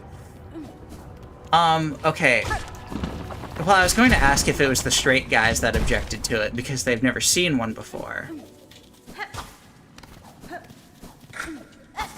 But then I realized, oh yeah, you said you're in art school. There aren't any straight guys.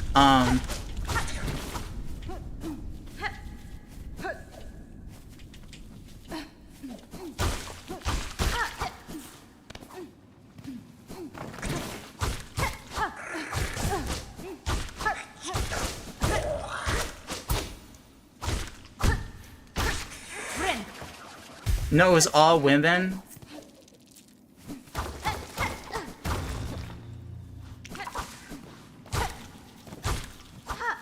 I don't... How do I put this? I think that there's a very, like, vocal section of people who became so against being sexualized in any way because, like, society as a whole does, like, sexualize a lot of things that it shouldn't necessarily. And there's a lot of, especially women, who took that and ran with it a bit farther to the point where it's no longer about don't sexualize me, it's now don't let sex exist near me. And it's like, I'm sorry, but it's a natural process. Like, it's a natural thing that is allowed to happen.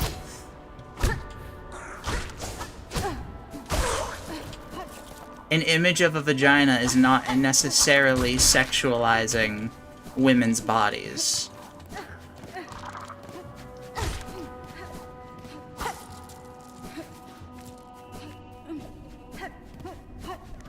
It's a painting of his girlfriend, so why is it being displayed? Okay, well, I guess what I'm hearing is no one should ever be allowed to, like, offer to, be, like, a model if they know anyone in the class. Because then it's inherently weird because there's a relationship between the painter and the subject being painted.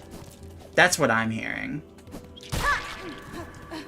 Which is crazy to me, because I imagine, like, half the time the people that are offering to, like, be naked models for art tend to do it because they know people, like, involved. Like, I can't imagine that there's that many people that are like, oh, I'm going to offer to be a nude model while just, like, in front of a bunch of people I don't know and, like, get no compensation. Like, I feel like there has to be way more of a relationship between the people in the class and the subject. In which case, therefore any person that has that relationship with the subject is suddenly invalid. Like, I don't know. Nudity in art is always going to be, like, something people are going to debate. Nudity in art, nudity in media.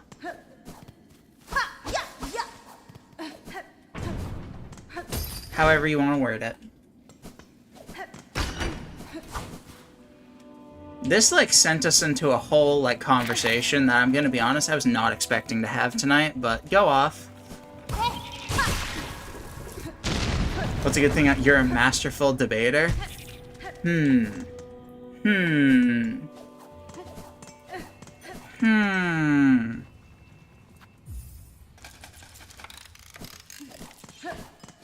Jamie Wisdom? Alright, let's not go that far.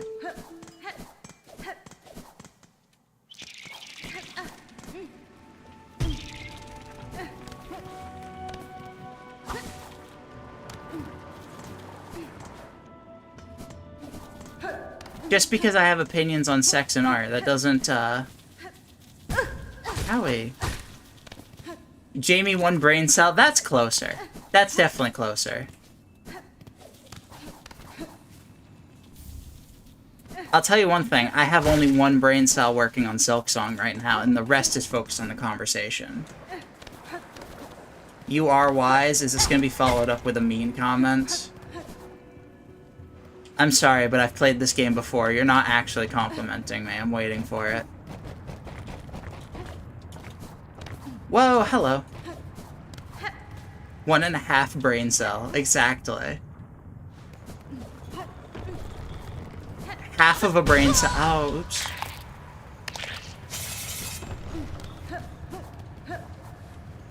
Her one brain cell actually clocked in for once and is now committing mitosis several times a second.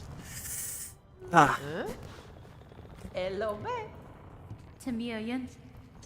I was about to, like, immediately lose that, wise comment by saying something really dumb.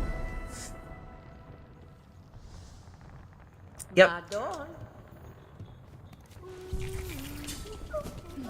I mixed up a couple science words and almost, mixed up what mitosis was.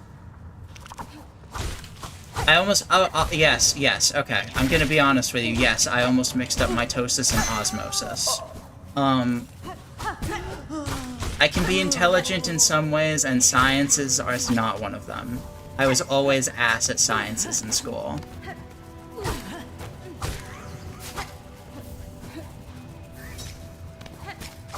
That's...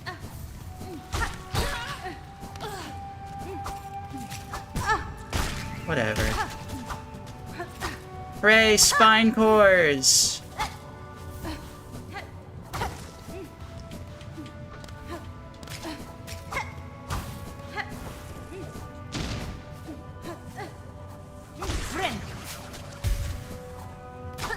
I think I'm growing to loathe this quest. Does furry equal gay? No. Is this the next debate topic? No, being a furry does not inherently make you gay. Fork found in the kitchen type deal, where it's like most furries are going to be gay, but... or at least somewhere in the Fruity Loops. But Jamie, furries are gay? Alright, you've convinced me. I'm sorry. I'm sorry for my transgressions, I'm sorry for my cisjections.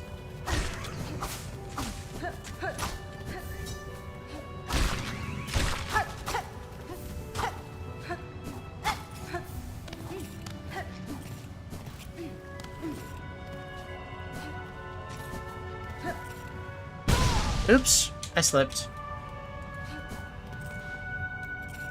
Alright, chat, you win. Furries are gay, I guess.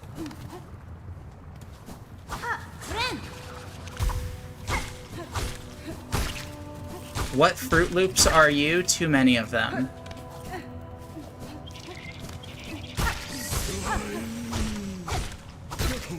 Opinions on Fruit Loops. I hate them all.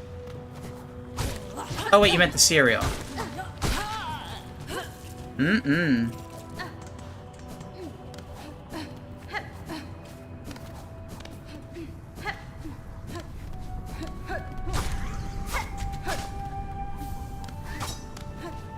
My spine core disappeared.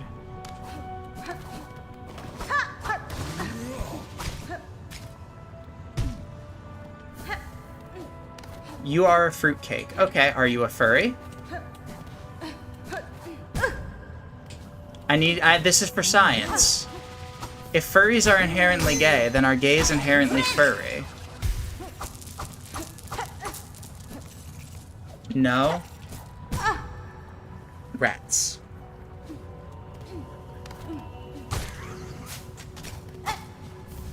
I'm just a dog as my PFP.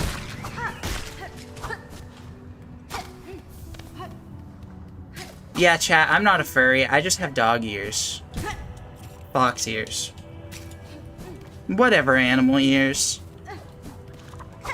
I'm gonna be honest, when I designed my VTuber model, I did not have a specific animal in mind, but I feel like the answer is honestly fox.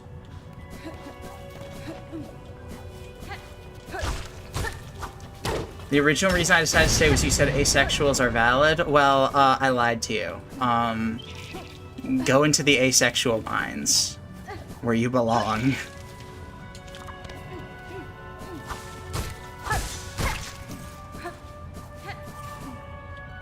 I mean, the thing is, like, society as a whole is very sexually focused.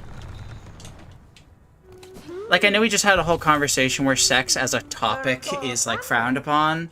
So, like, maybe I'm coming across as hypocritical for immediately saying this, but, like, society as a whole is built on, at the very least, sexual attraction. If not, like, straight up, like, sexuality and romance and everything that goes with it. Now, is talking about it still considered taboo? And is learning about it still considered weirdly taboo? Yes. But that doesn't change, like, the fact that that subtext is still everywhere. So it's like, whether you're ace or not, like, you live in a society that's built around,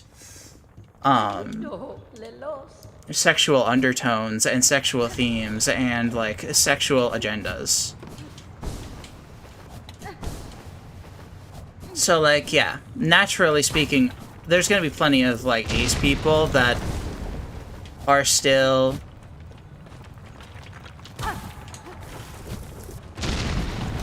have more complicated relationships with sex. Society is built on heteronormative sex to make babies, not sex to be human. Fuck, you're right. You got me. I forgot. For me, that was just as a joke. I mean, that's the thing, like, you say that, and, like, that upbringing you have of, like, the society you live in that's extremely sex-focused leads to, like, those things being things that you think of as, like, humorous to talk about, because, like, your brain has been trained to view, like, this topic as something that is, like, safe to talk about and important to, like, talk about in specific ways.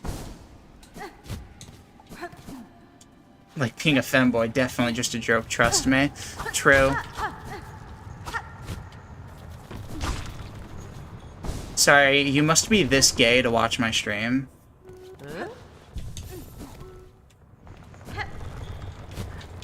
I have no problem with anyone cishet watching me, but I think I've said this before, but if I ever, like, have someone say that they are cishet, and they, like, are actually, like, watching and, like, enjoy, like, being here, I'm just gonna be confused why. I've got nothing against them. I'm glad that they would be hypothetically, like, enjoying the stream.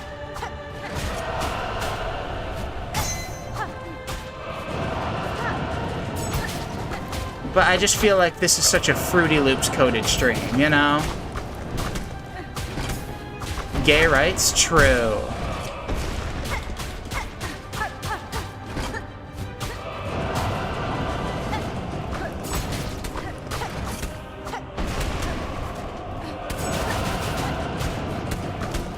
No cishet person would enjoy your streams. I didn't say that.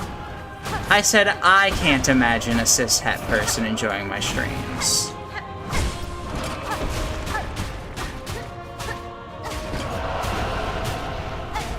I'm not gonna say it's impossible, just improbable.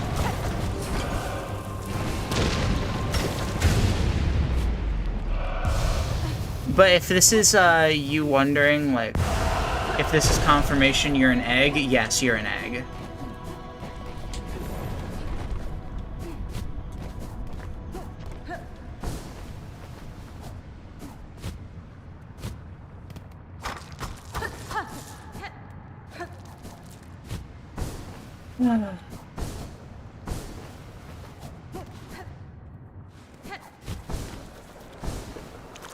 You know, the nice thing about not giving a shit about Silksong tonight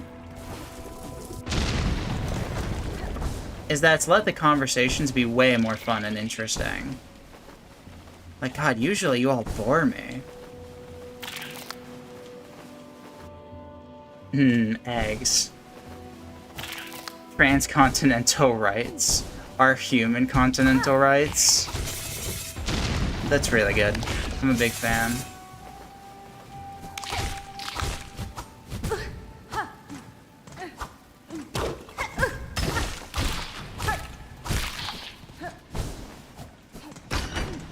Oh, sorry, transcontinental flights. Look, I'm, like, focusing on too many things at once. You joke the red wrong. Fuck!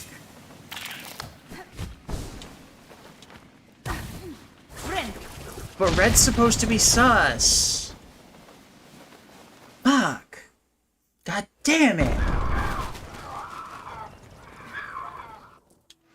I read it correct. I said it wrong.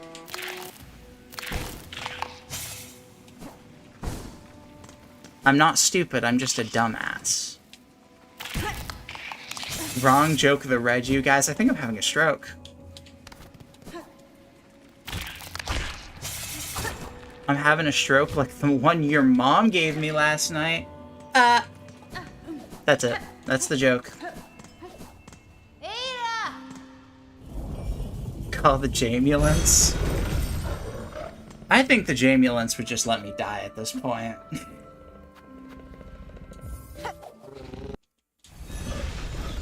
Jamie's Bond is having a strunk. Yeah, I'm having a stork. What do I do?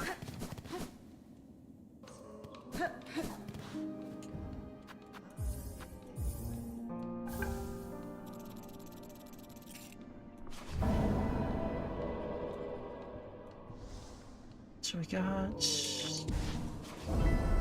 Now here's the part of the stream where I, like, actually think about everything I've just been doing. Because I've been autopiloting, like, all stream. So I'm, like, processing everything I've done and what I should be doing now. Do you mean you're birthing a stork? I said I'm having a stork. I didn't say anything.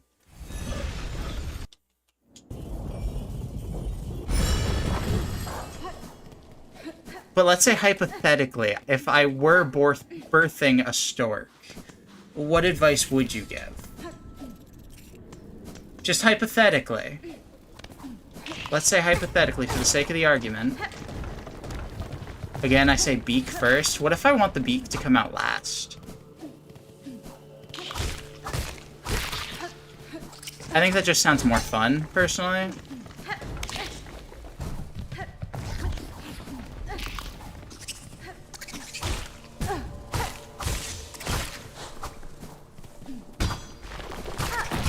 That's less comfortable? Yeah, well, maybe if I'm birthing a stork, comfort isn't my top priority.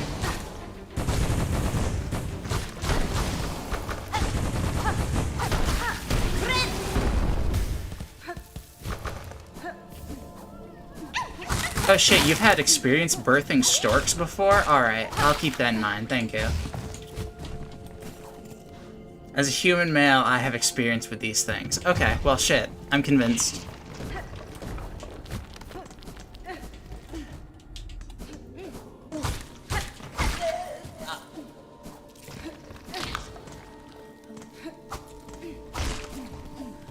Look, human males are the ones that decide what women can do with their bodies all the time. I mean, clearly you know your shit.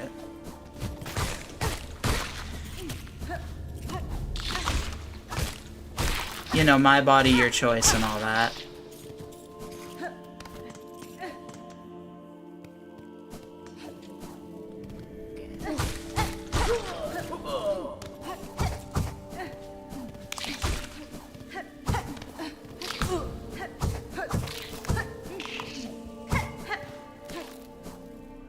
I'm a fox, meaning I have kitsune offspring or not at all. I'm from the future and I know it will identify as a stork.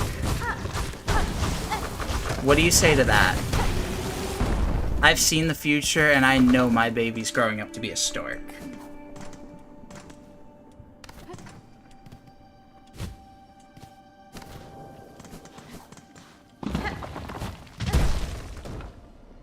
Honk. Do storks honk? I've never thought about what noise a stork makes. Bye, Peb. Goodbye.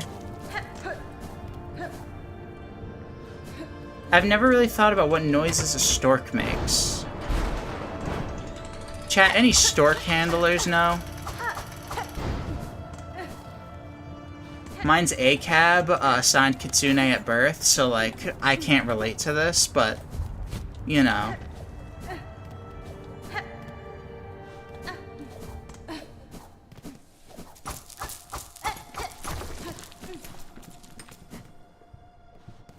IDK Google it. Thank you, chat. You're so helpful. I'm so glad I can ask you a question and your response is, I don't know.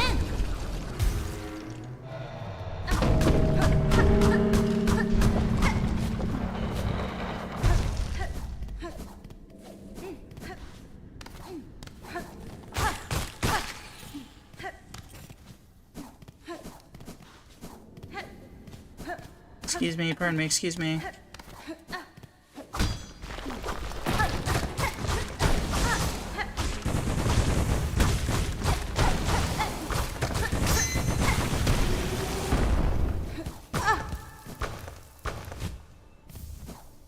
Alright, we got a flint gem. Can you, in theory, get me with said Kitsune offspring a date? No, because I don't have any Kitsune children. I respect that my child identifies as a stork.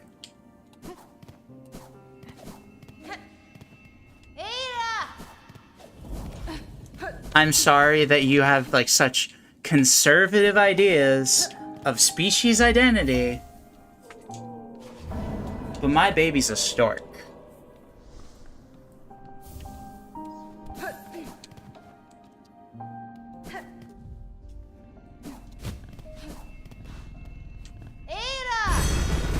Would you still love them if they were a worm? I mean, I love them even though they're a stork, and I'm gonna be honest. You can still eat the bird pie if it has tails. Why did I read that one?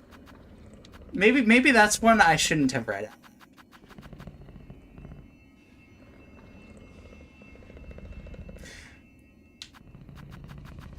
Anyways, I'm more likely to love them as a worm than a stork.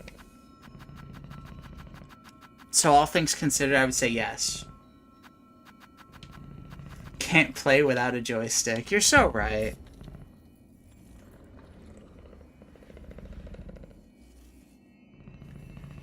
Have I gotten 5 fleas? I think I've gotten 5 fleas. We can go to Muchka.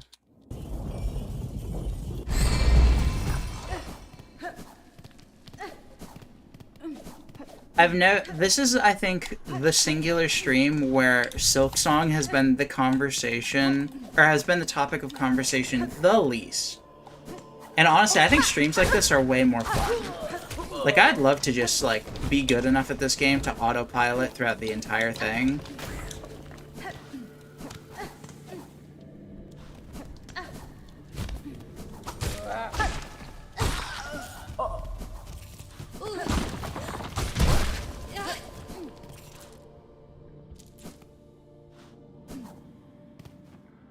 Like, all I'm saying is I'm having way more fun now than I was at the start of the stream. Which, granted, the start of the stream sucked dick, so...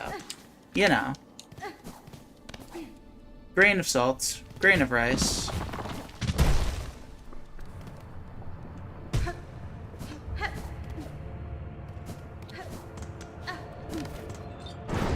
Where the fuck are the fleas? Aren't they over here?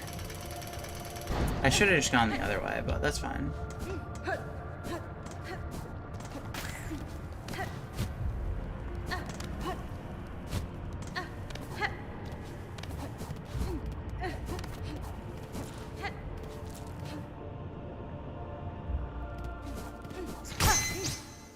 Oh, hello. Every time I get, like, a random crit, I'm always just like, oh, okay, I'm just gonna get, like, flashbanged, I guess. So tell that stork I'm interested. Are you grooming my child that has not been born yet?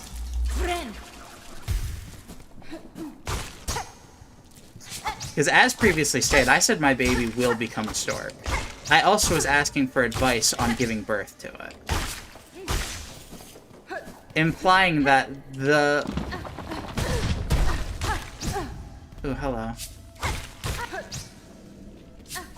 Implying that the stork is not currently present in the room with us.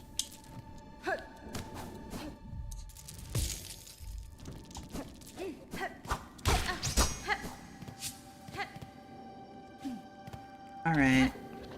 Hello, Mishka Mushka Mickey Mouse. Benny Frank. Para vos, kavak katsa. Para vos. Yanaga mushke. Yeah, I'll accept your quest, buddy. It's not grooming if there's a trusted parent around. No! Punta. Osh. Top 10 things that are incorrect. Loud, incorrect buzzer noise. Eh. Hang on, I think you get all of my computer audio. Could I hypothetically just play a loud, incorrect buzzer? You know what? If I do that, then I'm just going to fuck up my audio settings. I'll leave that. Punta. Osh. Para vos. Me when I'm groomed by my parents? That's what I'm saying.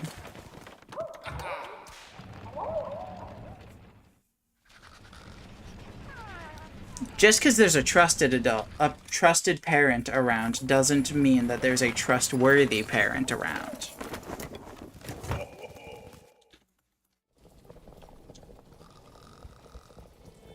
Kavak katsa. Da, fenestra. Ushka mitri.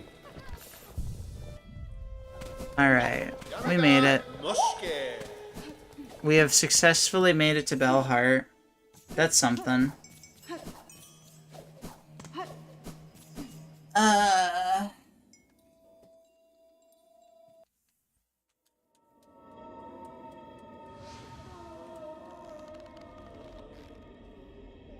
I'll trust everyone. That's a good strategy.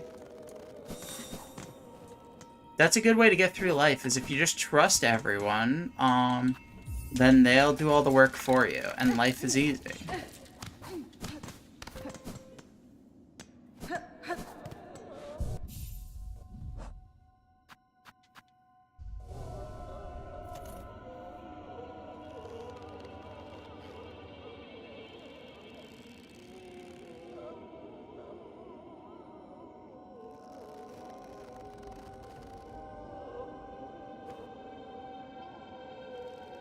I'm like sitting here debating if I want to keep going.